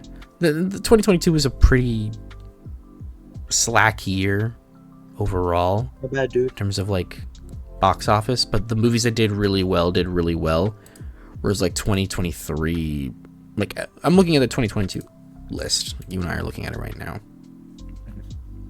and like out of all those 10 movies, most of them made over 700 million worldwide. Whereas if we look at 2023, there's only 1, 2, 3, 4, 5 that did. Yeah. It is, and if we're looking at 2024, which is depressing as shit, it's only Dune Part 2. I feel like by the end of the year, the movies that will be in the top 2 for box office will be Deadpool 3 and Venom 3. I feel like that's what's gonna happen. I can't think of anything else. What's gonna come out? I mean, it's projected that Inside Out 2 will do really well. Yeah, that one too. I forgot about that one. That one might do really well. Yeah, it might do really well. I think the jury's still out on that one. I think it depends on just. Well, also Despicable Me 4 is coming out this summer, so Despicable Me is gonna do really well. That's true. Fuck it. Maybe that will be the highest percentage. I do have some hopes. I guess we can just throw it out there. I'll pull up a 2024 list real quick. Out of all the movies that are kind of coming out this summer or just this year, what do we think is gonna be kind of the savior a little bit? What's gonna kind of come in and really do numbers? Let's start off with this coming week, right? We have Bad Boys Ride or Die coming out this week. Yes. Do we think that's gonna be kind of a? Do we think that's gonna do well? How much did the first one? How much did the third one make? I remember doing here. It did really well. Bad Boys for Life made $426 million worldwide. Yeah, That's pretty and good. it cost $90 million to make, and it came out. Very good. It also had the benefit of coming out like right at the beginning of 2020. It came out in January, so it got a couple months to make some money. Yeah, I think Bad Boys could do really well. I think it just comes down to the fact that it's going to get cannibalized really hard How much by Inside Out and A Quiet Place. I don't know if A Quiet Place will beat it out. I mean, The Quiet Place movies do really well. they do, but I mean, I guess Bad Boys never was like the moneymaker for Michael Bay. I mean, they made money. Bad Boys 2 made like 300 million. Yeah, first Bad Boys made 141 million in 1995 money, and it cost $19 million. Pretty good. So that's a runaway success. Bad Boys 2 costs 130 million. Yeah, exactly. Makes 273 million. That's not that great. Yeah. So actually, funny enough, the first one and the third one are the most successful ones in terms of pure profit. Exactly. It was never a money-making franchise, so I guess by that They're also R-rated action comedies, so there's only so much of an audience that can be applied to it. Well, oddly enough, I think there is a mass appeal with Bad Boys, because it's just a mass appeal of people over the age of 17. I mean, I saw that shit when I was fucking young as hell. Yeah, but you probably saw it on TV. I did. Yeah, you would not have been allowed in the theater. Yeah, but I don't know. Bad Boys Ride or Die can make that much money because people saw the original old Bad Boys movies and liked it a lot. I think the final movie might strip away with just as much success as For Life. Bad Boys 2 is 2.5 hours. It is. It's a long fucking movie. Jesus fuck. Because Bad Boys for Life is barely over 2 hours, and then you have Bad Boys 1, which is just about 2 hours, and then Ride or Die is an hour 55. Yeah. Jesus. Bad Boys 2 is an epic, to say the least. Yeah. But I like it a lot. I like Bad Boys 2 a lot. Stupid movie. But yeah. So yeah, the Bad Boys Ride or Die could do well. I think Ride or Die is going to be the. It's going to be the Are we done with? Are we collectively done with Will Smith? Or are we going to give him another chance? I think that's going to be the test. It's going to be the test of Will Smith. I say, give him another chance. Yeah, because this is his first big movie post Slap. So Post slap is like their snap. yeah, yeah. It's like the real life Post slap. Yeah. So it is the real life Thanos snap. Yep. Also, it's running off. Apparently, Will Smith and Martin Lawrence just said they got like 2 more of these in them. Oh wait, dude, Yeah. you want to make Yeah, more? yeah. Shit. Yeah, they said they got about 2 more in them. Well, Yeah. you know what? I'm excited to watch this. I really am. I do want to watch this. Yeah. It's looked pretty fun so far. I am a rekindled Bad Boys fan after watching the first 2 movies again. Yeah. You'll probably like 3. Probably. Yeah.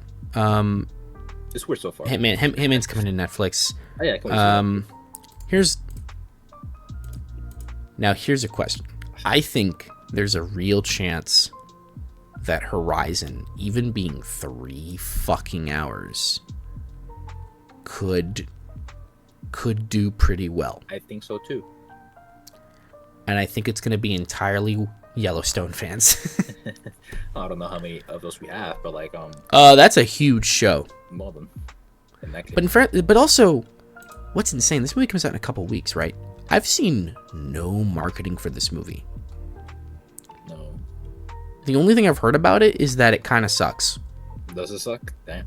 I've heard it kind of sucks. Yeah. Then it might not be good then. I was going off the idea that it might be good. Yeah, I heard it's just a really tired and retreaded premise and ideas, and it doesn't do anything new or interesting. It just keeps going the same old, kind of harmful ideas about the Old West.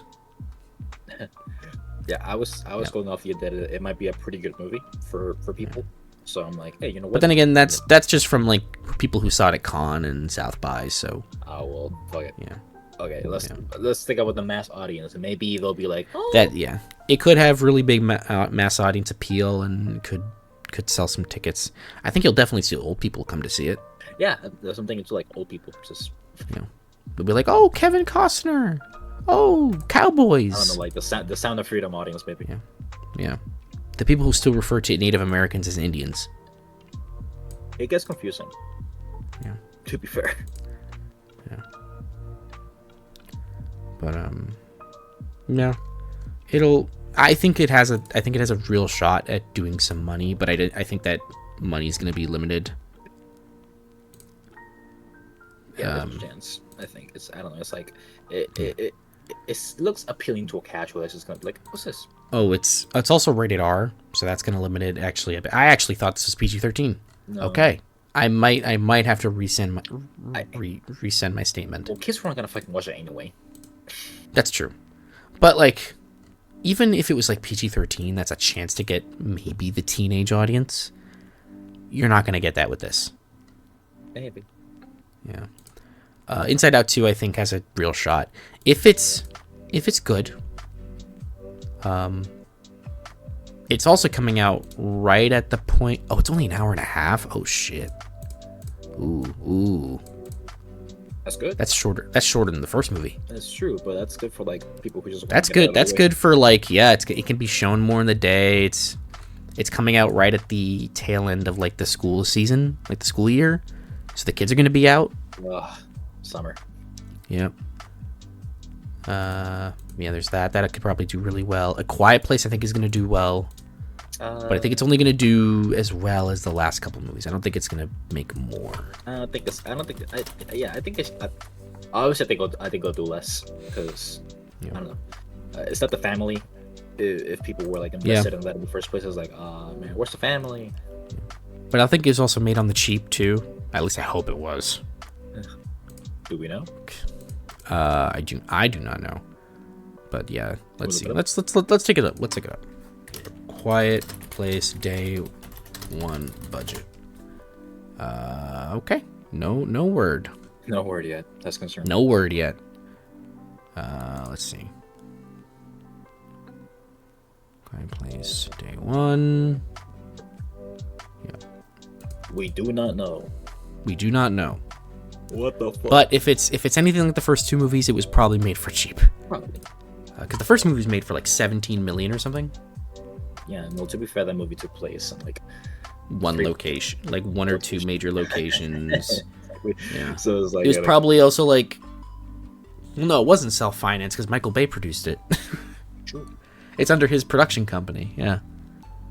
He Thanks, probably man. only produced it because he's friends with John Krasinski. So. Yeah. Yeah. Yeah, man. I do this favor, man. Here you go. They're also short movies. They're an hour and a half. They're horror movies. Horror movies always do well. It's very rare to see a horror movie flop. Yeah. Yeah. So I think that has a true shot. Despicable Me 4 is going to kill. Is that true? The Lighthouse dude really good. Well, do we call The Lighthouse horror? Psychological horror, I'd say. But like mainstream horror movies, They always do well Yeah, the Strangers because they're made for cheap, and they they make all their money opening weekend, and then that's it. So could all of this mean the rise of horror movies again? It truly could. Like we could see another horror movie renaissance. Like I don't know if we get for some reason it's Chapter 3. Ugh. Ugh. Despicable Me 4, that's gonna kill. That's gonna do amazing. If it doesn't do amazing, we're fucked. Yeah, we're fucked. It's over. But it also means people have finally stopped watching Despicable Me movies. So we can go listen to them. Yes, we did it, guys. Nice job. Yeah. So we can rejoice and also be scared. Yes. We can get. They can worry about Mario 2 instead. Yeah. I think Maxine will not do super well, but the first two movies make anything. So X did okay. X did about as okay as it could have. Yeah, made 14 million worldwide. Pearl did a lot better. Whatever the budget for them was because it was coming.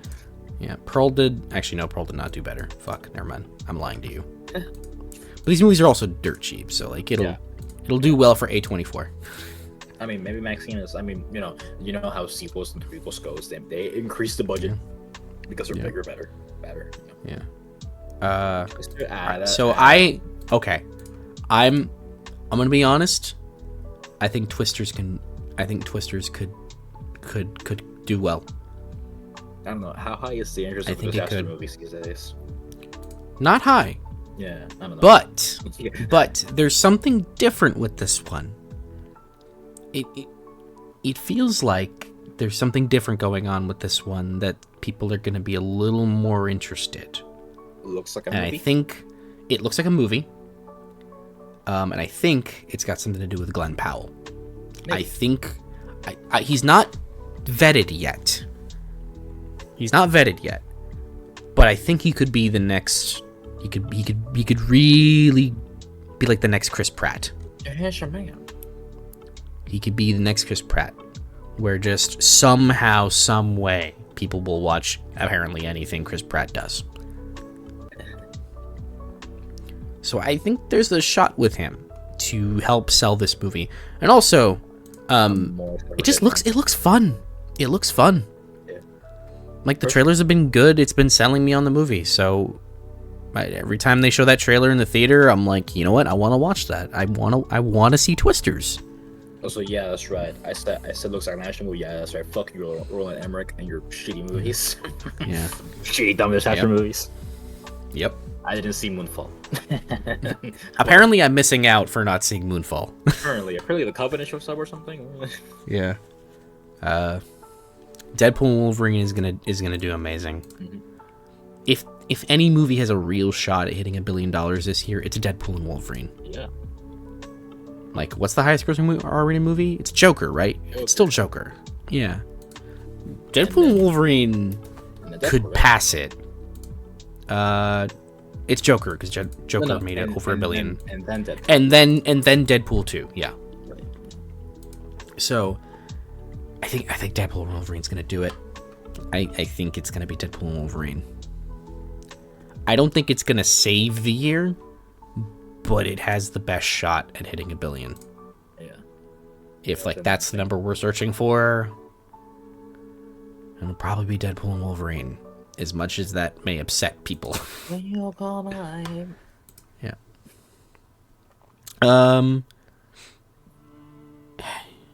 That's kind of flop. After that, I don't really think. Looking at Alien, that's just kind of flop. I don't know, man. Like, oh shit, hold on. I don't know. I think it could at least do well. It could do well, but I don't think it's gonna do great. You said horror movies do well in theaters. It's a horror movie, so I guess. Yeah, this is also probably an expensive movie. Yeah. This is probably really expensive. And I'm not a fucking for this movie. I've been tricked before with these movies. Yeah. Again. As much like I don't want to be excited for it, but like it at least looks like it's gonna be better than Covenant, Prometheus, maybe. Yeah, Covenant, Prometheus, Alien 3, Alien Resurrection, Well, Alien vs. Predator. I was thinking of the past years of shitty alien movies that we've gotten that people thought, oh, it was great. Oh, So every Alien movie after Aliens? I said past couple of years, alright?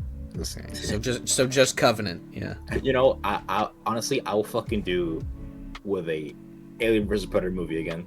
I'll do with that. Gimme. Yeah. Give So it Alien Romulus maybe can make some money. I think. How are we thinking about Beetlejuice? Decent. I'm thinking it'll do decent. I think it could do okay. And I think in part it's because it looks good.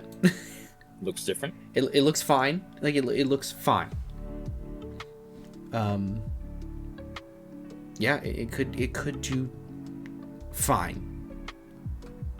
But I think part of that is just going to be, does the audience even want it?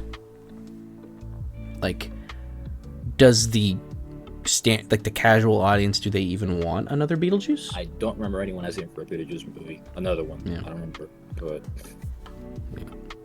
yeah. Joker will do fine. I don't think it's going to do as well as the first movie. Fuck no. It's a musical too, so I was like, oh, you're fucked. It's a musical, so it's just not gonna get there. Like, you're gonna get the comic book crowd because they'll just watch anything. Although, then again, we never thought that Joker was gonna make $1 billion at first, so maybe this could be like the first live musical that makes $1 billion. Well, Joker something else. Joker made $1 billion because of word of mouth and controversy. Yeah, this is not as controversial, so yeah, it better be fucking good. Yeah, it's just got to be good, and it's just got to get there. Because I didn't ask for your movie. I didn't ask for you. Yeah. I don't know what you're doing here, but I did not ask for you. But as soon as you told me you were a musical, I raise an eyebrow, and hey, I go, okay, I'm leaning in. You know what, Lady Gaga, she's becoming a selling point for the movie too. So maybe like Lady Gaga fans could be like, oh my god, I want to see Lady Gaga. Maybe, you know, she's popular. Yeah. Like, and those fans are crazy. Remember when you tried to review bomb Venom? Yes, I remember that. I remember that. Yeah. Funny. I don't know about Venom yet. I think it has a chance. Considering that, I think it'll do better. I think it'll do better than the last Venom. Yeah.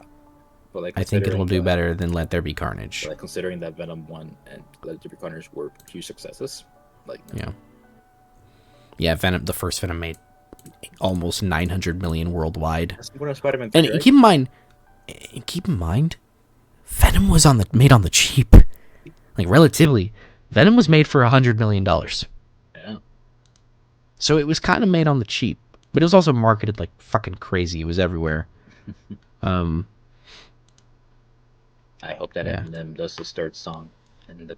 Oh, he better. There better be another song he makes for Venom, and it's gotta reference another terrible event in human history. Venom. Well, in Venom, Let There Be Carnage, there's a line in the song where he references 9/11 and he plays the sound of a plane crashing. I didn't listen to that one. It wasn't as good. It wasn't as good as Venom, so I said, "Fuck this." No, it wasn't as funny as Venom. No, I love Venom. Venom. Yeah. At the very least, I will definitely enjoy Venom: The Last Dance. I hope so. Yeah. So, is there a chance for Gladiator 2 to do well? No. I don't think so. You see, Uh, if you weren't asking for a Beetlejuice Beetlejuice 2, you were never asking for a Gladiator 2. uh, And also yeah, Ricky Scott. He's like yeah, the stupid old man and on the news. Why? yeah. Um, so you mentioned Lady Gaga. I think we could see another situation like that, but with Ariana Grande for Okay. Wicked. Yeah, maybe. Um, yeah. I think the other thing, but Wicked's gonna be a weird one because it's a musical.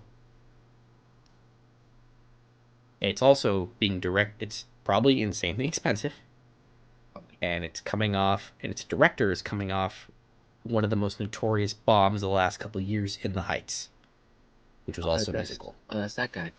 It's John M. Chu. Um, well, this will make more than that one. This will definitely make more than that.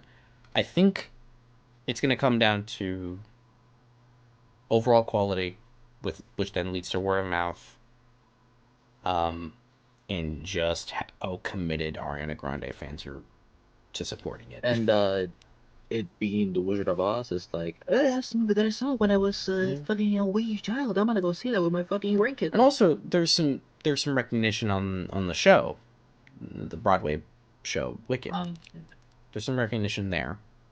Um, yeah, I think there'll be some crossover. I think it'll probably do okay.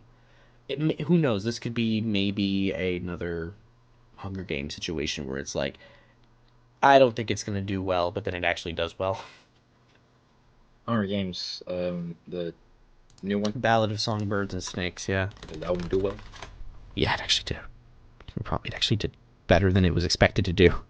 How much did it cost? Yeah, yeah. I mean, I didn't probably way too much.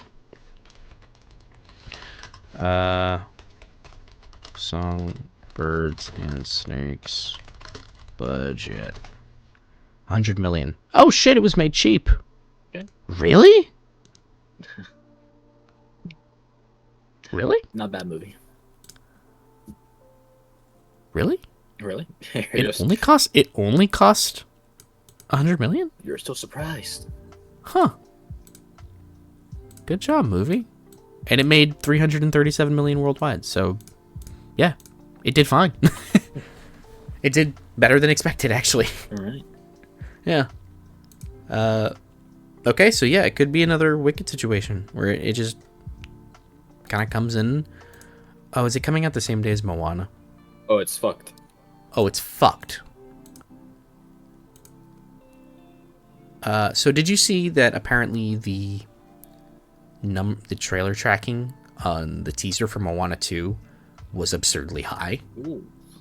Yeah. Is it? When those trailers hit numbers like that, that's an early signifier that there is some interest. It's done so then. Yeah, if it's coming out the same day as if Wicked is coming out the same day as Moana, that is the most devious crossover. You have to push it back then. Somebody's got to move. Somebody's got to move, and it ain't Moana. And that ain't Moana. Yeah, Disney owns Thanksgiving weekend or Thanksgiving week, so it ain't gonna be Moana that moves. It's gonna have to be Wicked. It's either gonna move to somewhere in October, or if it can maybe find room for itself in September. They sure said move over. Yeah, or maybe come out earlier in the month. If it comes out like earlier in November, it could probably find some like make some money before it just dies to Moana. Maybe. Yeah, because we saw that happen. We've seen movies move earlier slots before, and it kind of helps it.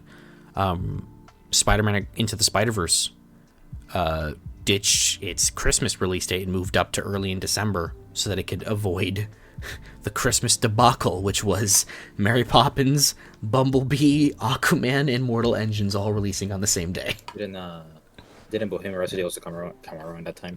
Came early November. Right. Yeah. It was So still it in kind of theaters ditched. then. Oh, Jesus. Yeah, it was still in theaters by then. Bohemian Rhapsody made a stupid amount of money. Yes. Yeah. It made almost as much as Venom. Huh. Yeah. But that's also because just Queen is absurdly popular. Makes you wonder, was 2018 like peak box office? Oh, I'm sorry. It made more than Venom. My apologies. Yeah, so makes you wonder, My apologies. was 2018 like peak box office year? No, that's 2019. 2019. Okay. There were $10 billion movies that year. Oh shit. All right. Yeah, let's get the numbers out. Let's go back to 2019. 1, 2, 3, 4, 5, 6, 7, 8, 9. $9 billion movies in 2019, and 7 of them were from Disney. That's nuts. Okay, what about 2018? Yeah. Probably not as good. Like I feel like it's tough, but like damn, that's 2018 wasn't so bad either. Yeah, $5 billion movies, and the rest were all no slouches. no, that's just I Yeah, know. all did very well. Look at bait. Yeah, not as diverse. Actually, no. Actually, definitely more diverse than 2019's. But because let's see, you got Disney superhero, Universal. Yeah, you got Disney, Universal, Disney, Warner Brothers, Fox, Sony, Paramount, Fox, and Warner Brothers. A little more variety in kind of movie, because Fantastic Beasts is a fantasy. Deadpool 2's comic book movie. Mission Impossible action. Venom comic book. Bohemian Rhapsody biopic, musical biopic. Aquaman comic book. Incredibles 2 animated movie. Jurassic World action movie. Black Panther and Infinity War comic book movies. So That MJ musical is my musical biopic is gonna flop. you think so? I know it's MJ and all, but it's like, man, I don't think know. it would have done better if it came out like If 15 years ago. Yeah, I mean, if it came out, if the MJ biopic came out instead of Bohemian Rhapsody around the time, would have made more probably. Yeah. I think it probably would have done a lot better. It's going to sound really bad, but like not too long after his death. Maybe. But I will say, since it is being made now, they're actually timing it pretty good. Last year was the 40th anniversary of Thriller. So it's actually turning out a decent timing. I don't know. I think the MJ biopic has a chance to go crazy. Maybe he's again MJ is no Bob Marley. He's way bigger than that. So Yeah. did that Bob Marley biopic do any good? Probably not. Right? Did fine. Okay. Yeah. It was definitely made on the cheap. That movie probably was not made for much. Yeah, and it did okay. Yeah. Honestly, it's kind of actually disappointing that the Bob Marley movie was made on the cheap because it's Bob fucking Marley. And it sucks Like- to hear, so yeah, even worse. It was not very good, no. It's one of those where like you watch it and you feel like you didn't learn anything about the guy. No. Like I got that, not to do like a full fucking review of Bob Marley, One Love, but I felt like I really only got that the man was committed to music, committed to the messaging behind his music, and that man loved, was deep into his religion. Man was very religious. That's all I got out of that movie. What did we learn? I don't fucking know. The same shit that we knew. Yeah.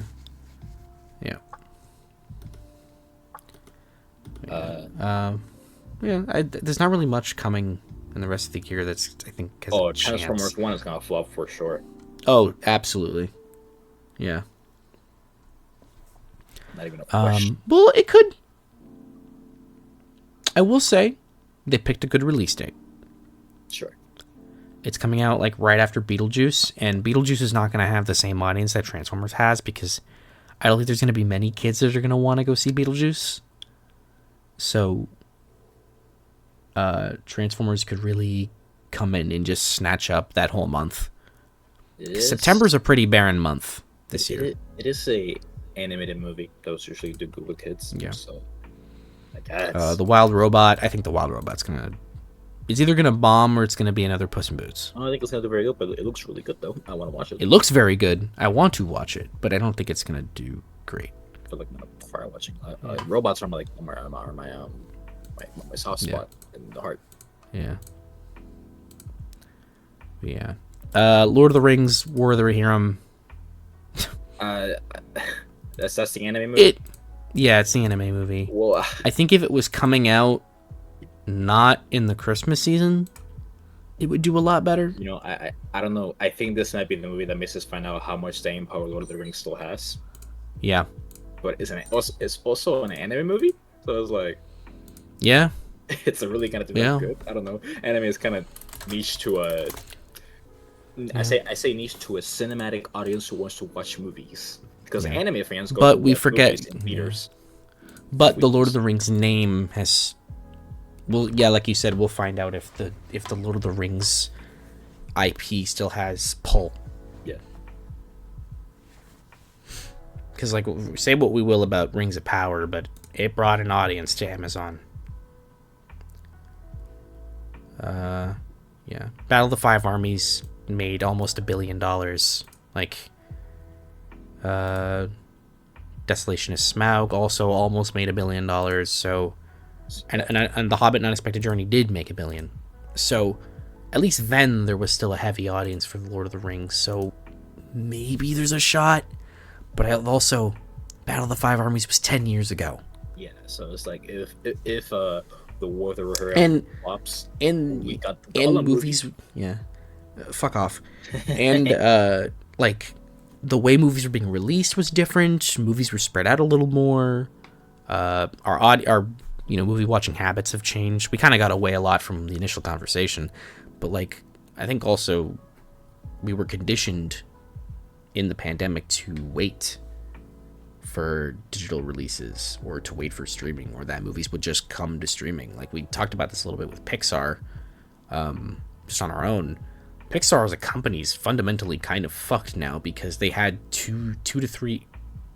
over 2 years where their movies were just coming to Disney Plus. Mm-hmm. And that changed the perception of Pixar being, oh, this is the animation studio you go to see their movies in the theater, to, oh, they're that studio that makes movies for Disney Plus. So, like, that fucked with Pixar heavy to the point where then they put their first movie back out in theaters and it's fucking Lightyear. Why did they make Lightyear a movie? Why did they make Lightyear? Why did they make that movie? Yeah, why did they make that movie? I haven't seen it, but and who was that movie for? I don't know. Who was that movie for? It starts and you're like, all right, I already don't get this. But I think they'll have a little bit of a redemption with Inside Out 2. Yeah, that's like their chance to like get it back. That's their chance. I'd rather them make that than fucking WALL-E 2. Leave that shit alone, please. Yeah, they're not making WALL-E 2 as far as we know, but with their new focus to mass appeal movies, they'll probably make WALL-E 2. No, that's fine. Just make just make a Toy Story 5. I don't care anymore. They are making Toy Story 5. Oh, great! I don't care anymore. So nice. Just leave Nemo. You may find Dory. I don't care. It's about Dory. Whatever. Make up 2. Well, you can make up 2. Yeah. The old man died, and the kid wants to take him out to another mountain. See, I'm making the move for you. There you go. They can make. I won't be surprised if they make Cars 4. Oh yeah, for sure. Kids love cars. Yeah. Yeah. I just I don't know. I got nothing with Pixar. It's just, it just sucks, this like downward trend of like, the box office not doing as well anymore, and I think it's because like studios have maybe earned a distrust with its audience by just aggressively feeding us big giant samey movies Yeah, and I every guess single year, every movies just single month, and it's and movies just being kind of worse overall. yeah. I mean, that's a different conversation, but I don't know if that matters so much. It definitely is part of it, but it's Well, it's I don't like think I don't think it's a prime factor. it's kind of like on average, if 2018 you got two bad movies, you at least got three other good ones the next time. But it's like I don't know what Marvel, for example, is like. Oh, okay, we got this Batman movie. Okay, I guess I'll just wait for the next one. Oh, that one sucks too. Shit, I don't really want to watch the rest of the other ones anymore. So something like that. I don't know. I just yeah.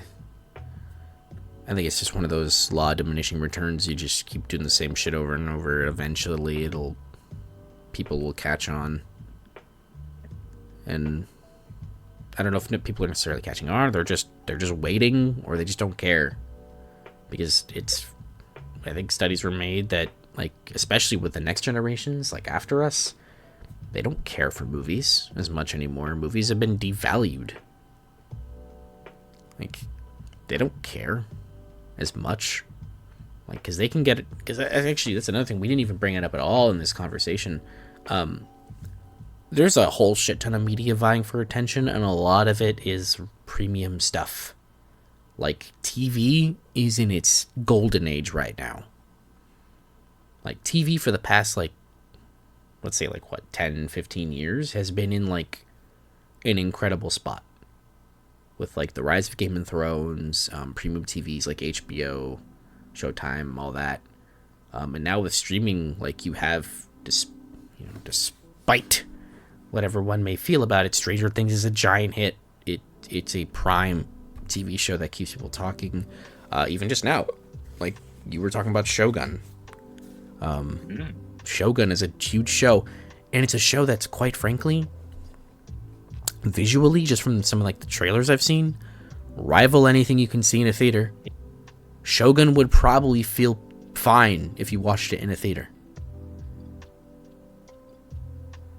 It's a long movie.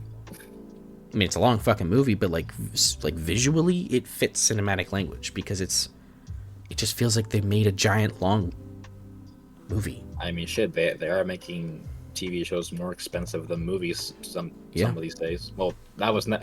Well, they always. Well, as collective, yeah, TV shows were always. They were always expensive. As a collective, it's like, if there's more of the content, yeah, it's going to cost eventually more than the singular product. I'm pretty sure TV shows do cost more than movies, like on average. Yeah, probably. Especially like the super big ones, like that we get now. Yeah, like I'm sure Game of Thrones is stupid expensive. Like, is a Rings of Power like the most expensive form of media like ever made? It's either Rings of Power or Game of Thrones. Like, I think Rings of Power was like what, $500 million was like the budget. Let's see.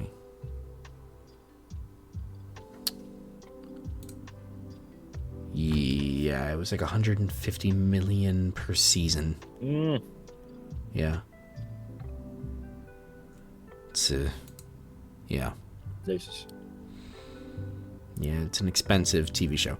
So I think what you were hearing, the 500 million, I think is what it's cost for Amazon to get the IP. Yeah. Got more than that than I feel. Yeah. I'm not expecting Star Wars numbers, but no. Something. Yeah, no. Well, Disney bought all of Lucasfilm, which was Star Wars, and then whatever else Lucasfilm does, which I guess is just Indiana Jones. But yeah, it was yeah. They spent a lot of money on the show. I think some of the numbers were probably exacerbated, but yeah, it definitely is an expensive show. Yeah, there was reports that it cost $1 billion to make the show, and it's like, no, it did not. It probably cost closer to $150 to $250 million for the season. Making more seasons. Yeah, but I think Game of Thrones eventually hit to like 50 million per episode or something crazy like that. It was, yeah. Whereas, like, you can watch other shows like The Walking Dead, and they're clearly made on the cheap. Mm-hmm. Yeah. It was $100 million per season, $10 million per episode. Mm. Yeah. Well, it showed. Yeah. Yeah, like TV is super big. It's starting to compete way more with movies because you can watch it at home, either from streaming or just waiting for cable, if you do still do that. Or there's also games. Games is a way bigger form of media than it was 10 years ago. Games as a media has been making more money than movies for a while. Yeah. I think it is like the most successful media format, I think. Yeah. It's insanely successful. A lot of that is due to fucking scummy as reasons, but it is the fact. Yeah. This is true. But yeah, like that, games are fine. Games are becoming more and more cinematic and like movies to the point where it's like, why? I can just play a game and I get more value proposition. For sure. Yeah. But I will say, even though this is like, it's very doom and gloom right now, I don't think movies will ever go away. And I don't think theaters are going to go away anytime soon. Not movies. People sometimes just want to sit back, relax, or be enlightened by something. I just think movies are going to eventually become more devalued. If they continue the way they're going, I think there is going to be some changes made. Well, it just depends on how immediate those changes are made. As a whole, people, no matter what generation, they still value storytelling in any form. Movies is just like the easiest form of storytelling that you can find, other than a children's book. Books. Books. Yeah. Well, I say easiest because it's easy to consume. Movies, they're easy to consume. Yeah. Okay. Yeah. Movies are a very passive experience. Yeah, as a like passive audience, we still like to be engaged with movies, and the like way of doing it. Books. I mean, books has seen a decline too. Books are still popular. Still, they're just not as popular as they were like 50 years ago. It's just, again, with the age of a generation, storytelling as a whole, but different forms of storytelling will decline. Books being one of them, because but books will never go away. They'll never go away. But like you said, there was a statistic on the Gen Alpha not knowing how to fucking read apparently. Yeah. So it's like that's something to take into account. So what generation will come after that where even movies will see a decline? Imagine that. Right. I don't see it, but it's a possibility maybe. Because I never thought that a generation with a lot more resources in their disposal would struggle how to read. It's like, oh, really? Wow, okay, damn. Yeah. Well, fuck then. But yeah, storytelling is valued by any generation.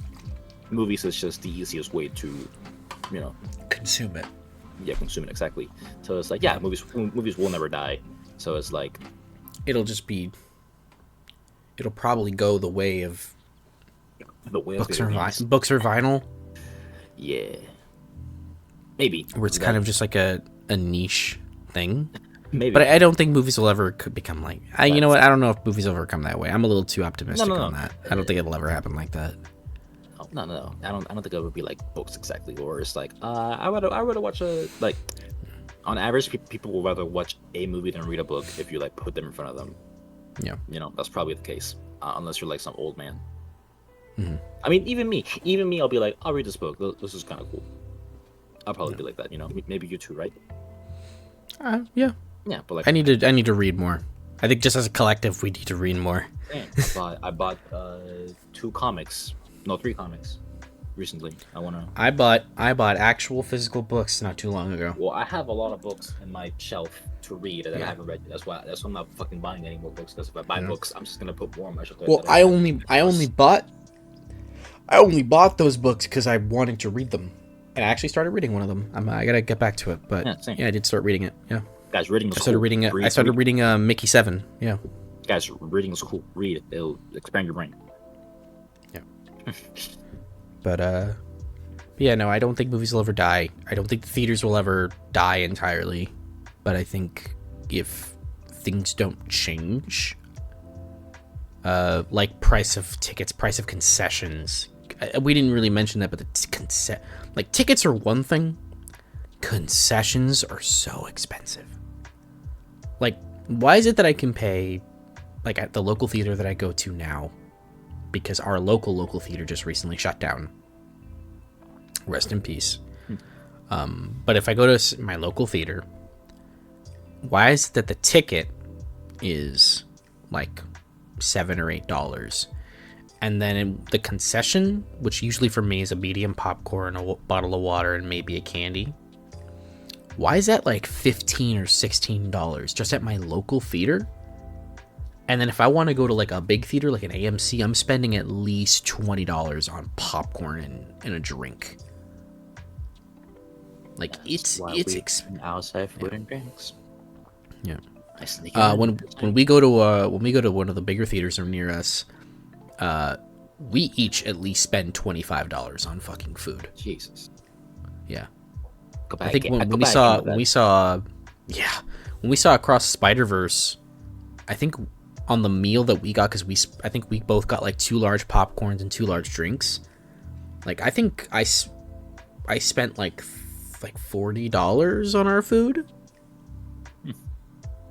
Like I spent some money that day. Fuck that. Yeah.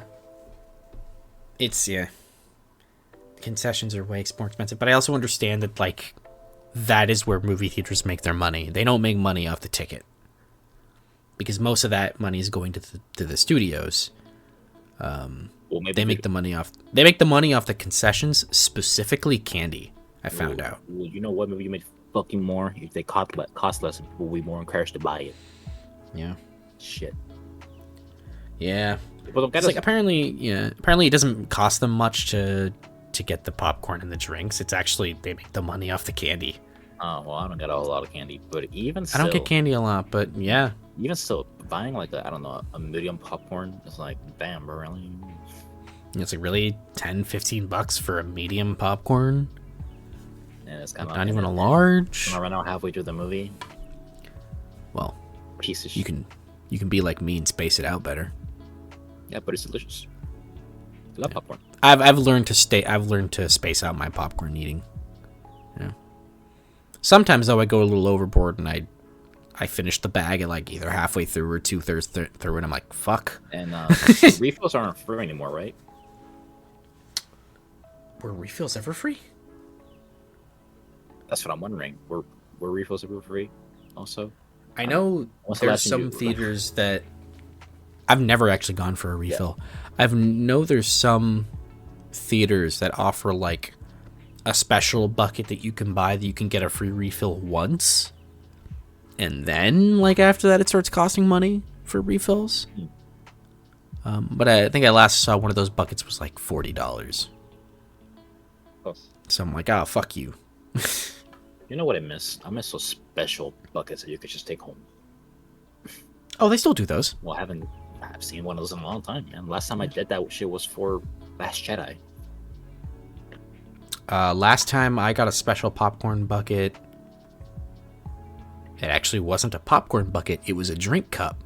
I got a I went to an AMC in 2013, and I went and saw The Hobbit: The Desolation of Smaug, and they gave me a because I ordered a large drink, and they gave me a special cup that had the poster to Desolation of Smaug on it all over the cup, and it was like an all black cup.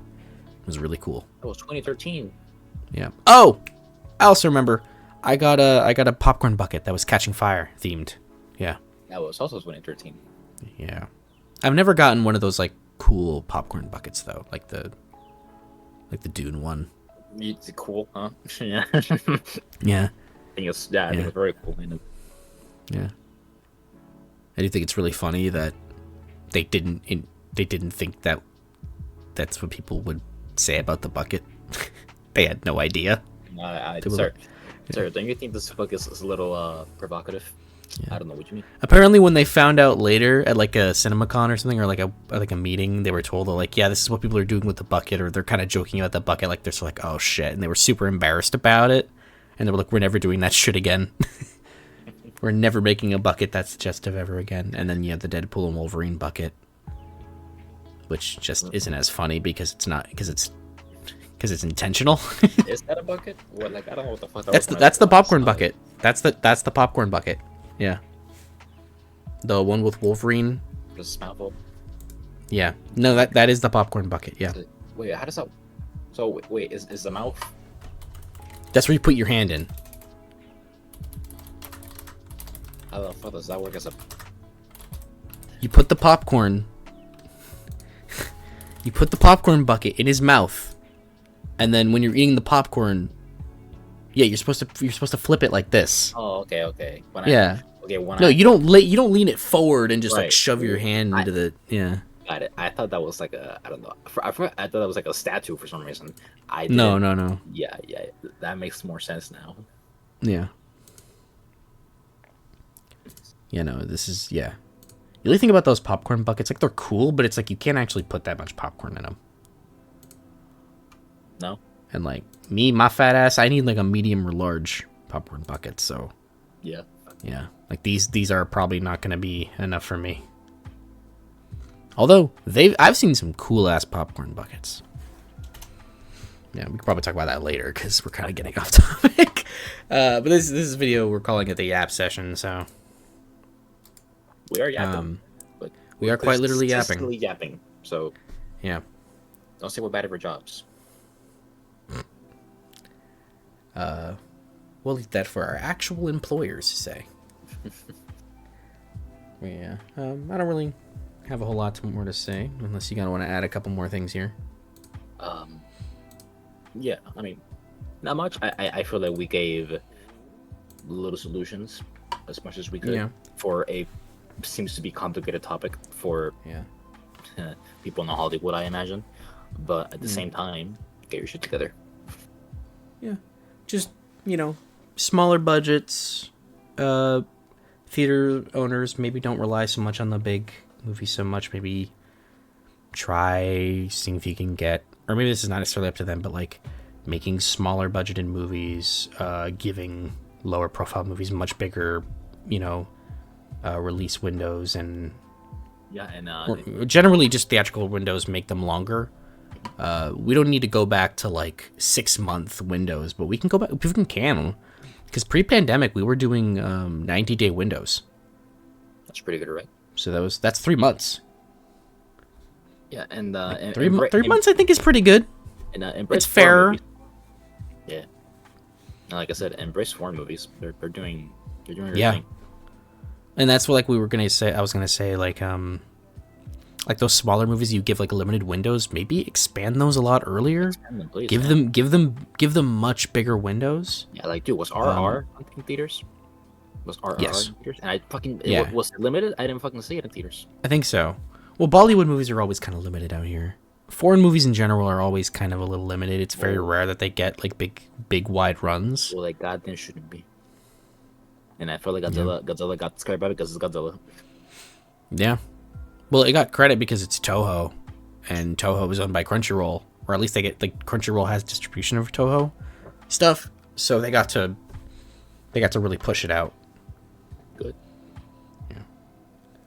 But yeah, small budgets, make more mid-sized movies, give those movies much longer windows. Even the big ones, give them longer windows.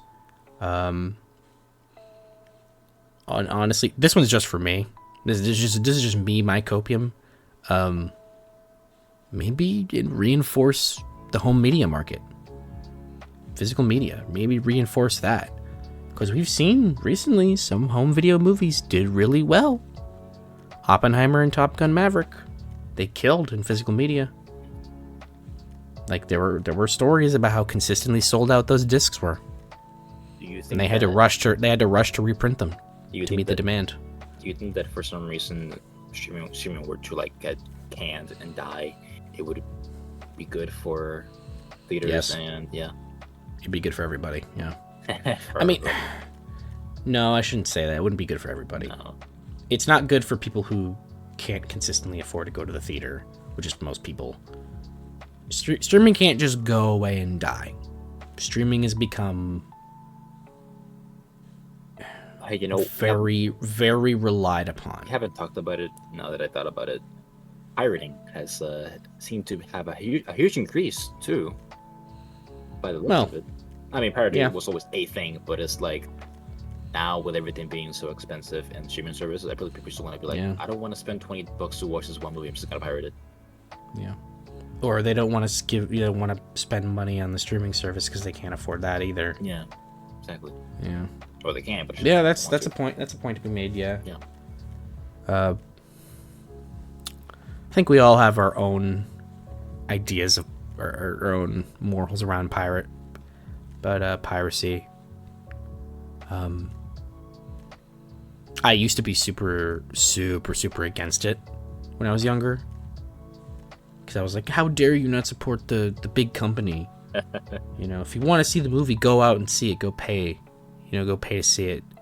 And now I'm like, hey man, the times are tough. Hey man, I got a job. Fuck. Yeah, it's like, hey man, times are tough. I get it. Try to support it if you can, but if you absolutely can't, make sure to spread the word. At least spread the word that it's that you enjoyed the thing. Yeah. Because that's a similar feeling I have with games. Actually, with games, I'm way more comfortable with like talking about piracy in games, because games have games and movies kind of have a similar problem of like preservation. I think just preservation for movies was way more accepted and like understood as like a thing that matters, whereas like game preservation is like a concept that's not even thought of much at all, because games have another problem where like with games, the actual way to experience that media changes so rapidly. Like, just for the fact that we have the concept of console generations. Like, so, like, an older game will quite literally become inaccessible by way of you cannot actually find a way to play it anymore legally. Because you would have to acquire a copy and then acquire a system to play it on, the precise system to play it on. Yeah, which might be like a $500 fucking copy. Which may be insanely expensive. So it's way more lucrative to just either re-release it on modern hardware or just pirate it or emulate it. Which emulation isn't piracy, just downloading the ROM is. Nintendo didn't appreciate that. Yeah, Nintendo is knocking at my door right now. What? So out? Yeah. How dare I endorse emulation? Shut up. Buy Breath of the Wild for $60. Piece of 70, shit. my friend. 70, my friend. No, I said Breath of the Wild. Oh, I think you said Because that game is so 60 for some fucking reason. Yeah. Piece of shit. But yeah, with movies, just I would hope to see budgets go down. More mid-sized movies, expand limited release windows, way bigger. Theatrical window needs to go higher. Theatrical windows cannot be 17 days. They need to be longer. And also just less of reliance on big budget spending on streaming as well. We didn't really talk about that, but movies on streaming have been getting really expensive. Like, as shitty as the movie Atlas is, the fact that you can watch a movie like Atlas at home it's like why would I go to the theater when I can watch a movie like that right at home? Yeah. I will say though, I would have been way more pissed if I saw Atlas in a theater. Yeah, that's also another thing. Expectancy in theaters is like, man, what if this movie sucks and I just wasted my money on this movie? Waste my money and my time. Yeah. Can't be sure anymore, Especially with families, because, well, with families it doesn't matter so much the quality, but just the money. Yeah, and it's like, everyone. Because at the end of the day, if the kids had a good time, it doesn't matter. But it's like if you're spending at least $100. Yeah, and it's like to take your family to a movie. And everyone knew that Madame Web was gonna suck, so no one wanted to see it. Except, unlike Morbius, people are watching Madame Web after the fact. It's true. I hear it's doing great on Netflix.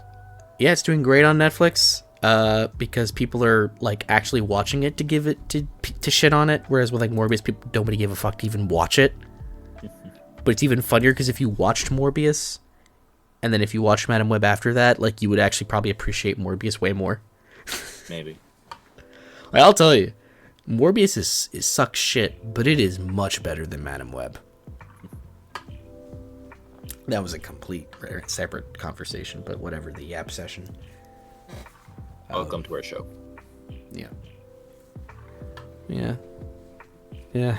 Okay, now I think I'm out of topics to talk about. Yeah. I don't think nothing's popping up right now. Not. Yeah. No. Oh, this came up. No. So, and I kind of just ran around the same bush 5 or 6 times, so yeah, I think that's about it. Yeah. Listen, I didn't think I was gonna get so invested in this conversation. I thought I was gonna be your backup guy for like asking questions, but like I'm surprised how much I talked about it too. Like I said, this was a topic that both of us cared a lot about. Yeah. Because I know I see more. I know I go to the movies way more often than I would say like the average person. You and I both do. Well, not recently, me, but yeah. Well, it's just hard. I don't know. I'm way more willing to just go to the theater and watch something, whereas like for you, I would think it's less about. Well, it's free. It's transportation. Well, I would, but it's also transportation, but also just like the movies that are out. I feel like I don't know. I'm more willing to just randomly see a movie. Yeah, like, whereas you're probably a little more picky than I am about what you go see. I am. When I saw you like review Atlas, I'm like, what? I never heard of this. Yeah. Yeah, you keep up more in the movie news more than I do. Yeah. I'm not. That's because I love watching movies. I love paying attention to what's coming out. I like finding new stuff. Like today, I just watched Immaculate. I wouldn't have watched Immaculate if it wasn't if it was just like me 4 years ago would not have watched Immaculate. Hey man, you should make it your job or something. Me now, I'm more open to just randomly watching stuff that I have not much interest in watching. And in the case of Immaculate, kind of spoiler, I didn't mind that movie. It was fine. It was fine. I didn't really like it, but I think it's an okay movie. Oh, right. And The First Omen just dropped on digital. And that's another movie that I had no interest in watching. That one looked like that's another one that I had. Yeah, I had no interest in watching it after watching the trailers, but hearing that it's apparently pretty good. So what I'm gonna do is, now that I've seen Immaculate, tomorrow I'm gonna watch The First Omen because they're both kind of similar premises. Are you gonna watch the original? Someday. Apparently this is a prequel, so yeah. Well, I mean, it's literally called The First Omen. Maybe I'll do that. I'll watch the original and then I'll watch the first one. Yeah. But yeah. So I'll probably watch The First Omen tomorrow as like a back-to-back with Immaculate. I also, what I like doing is when it comes to like these big releases that are coming out, if they're part of franchises, I like to rewatch the franchise before watching the new one. That is true. Yeah, I've noticed. It's something I started doing last year that I really enjoyed doing, and I'm continuing it this year. Like, I think it's just a fun thing to do. Just to re-experience like old media and to prepare for the new one. I do it too sometimes. Yeah, you were just doing it for Bad Boys. I was also doing it. Yeah, go ahead. Sorry. Yeah, go ahead. No, sorry. I just did it. I'm just now starting it for Bad Boys. You're already kind of ahead of me on that one. I was kind of doing it for Planet of the Apes. I watched Dawn. For some reason, I just decided to watch Dawn. Not even watched Rise before that. I just watched Dawn. In the plans of watching Kingdom, but that hasn't come around yet. That's unfortunately a wait until it comes out on something. Yeah, that's one that I think that'll probably stay in the theaters for a little while. I think they're gonna hold off on that one. Yeah, I also would not be surprised if they just drop it on digital in like a couple of weeks. Yeah, unfortunately, I think I'm more interested in seeing Bad Boys 4. So, Kingdom of the Planet of the Apes. Yeah, might be like the next thing that I'll watch next. Yeah, no, I understand. It's just you pick and choose what you want to watch. It's fine. It's your money, your time. Use it however you want.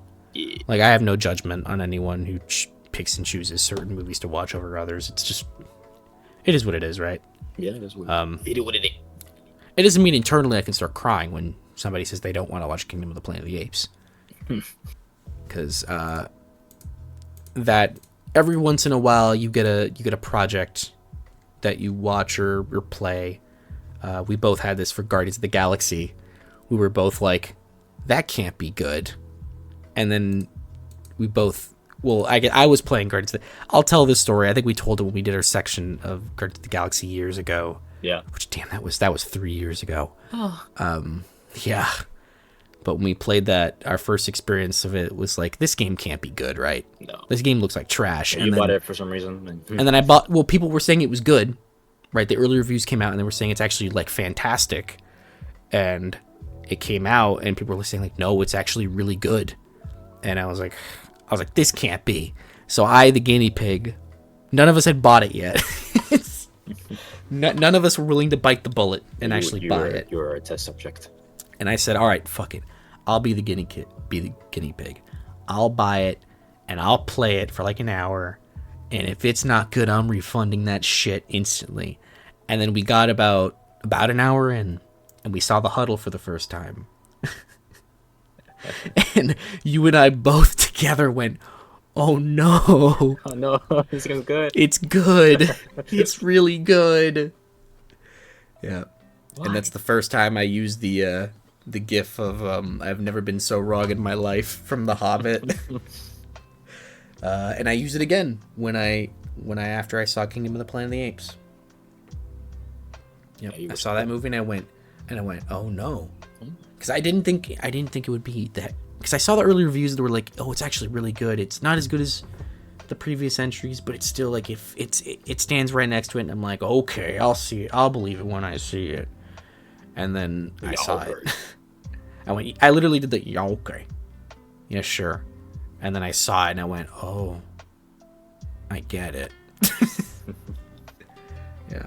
Oh my god, I get it. And then I sent you that gif of Thorin going, I've never been so wrong in my life, or whatever he says. Yeah. Yeah. He hugs a small man. Yep. Or what does he say? I'm never been so happy to be so wrong, or something. No, he just says, I've never been so wrong in my entire life. Just basic, I think. Yeah. Yeah, I think that's what he. Yeah, I have never been so wrong in all of my life. Yeah. Wow, Bebo, you're not a pussy. Nice. Yeah. It's like, wow, Kingdom of the Planet of the Apes was actually good. What the fuck? Yeah. Yeah. Oh, yeah. No, I'm still like, I'll believe it when I see it. I don't think it's gonna be bad or anything. I'm not expecting much. Yeah. That was kind of where I walked in. I went, I'm not expecting much. Yeah. I went in thinking, okay. Like, all right, what do you got? Yeah, surprise me. And I was like, oh, okay. Yeah. That's our Yap session that turned out to be about as long as Furiosa. I wouldn't be opposed to doing another kind of video like this where we just kind of yapped. Me neither. For a couple hours, yeah. It's fun. Well, yeah. Well, if anybody watching cared, let us know, I guess. Hello. I missed you. Yep. We will be back in a few weeks. We can at least guarantee that. Can we? Yeah, we'll do the midpoint. Do you want to do it? I mean, it'll be 2 hours of me talking. It'll be a lot of you talking. Yeah. As it always is. I'll be your friendly neighborhood guy talking. Yeah. I'll get to Dune Part 2 and go, I saw that one. I saw that one. It was I liked it. May that knife chip and cheddar. Yeah. And then I'll talk for another hour, and then we'll get to Challengers, and you'll be like, I saw that one. I did see that. That was pretty good. Yeah. That's one way where she told him to kill herself. Mm-hmm. And then we get to Boy Kills World, and you'll be like, I saw that one. I also saw that one. That's the one where with Archer in it. Yep. And then Godzilla Kong. I saw that one. I saw one with the monkey. And you loved it. I loved it. That was the last movie I saw in the local theater. Yep. Rest in peace. Da, What a da, way to da. go out. All right. What a way to go out. It could At have been least it wasn't anything else. Ghostbusters. Oh, why the fuck would I see that? Yeah. Listen, I hardly even like what? I saw it. Yeah, because you're or something. But like, listen, I hardly even like Afterlife. I'm not. I was like, or why would I want to see that one? Yeah. Well, all right. We are officially longer than Furiosa. All right. We need to end this. I didn't think we were gonna go that long again. I mean, hey, at least we're not going the Yeah. longest. Yeah. All right. All right. See you guys. Bye bye.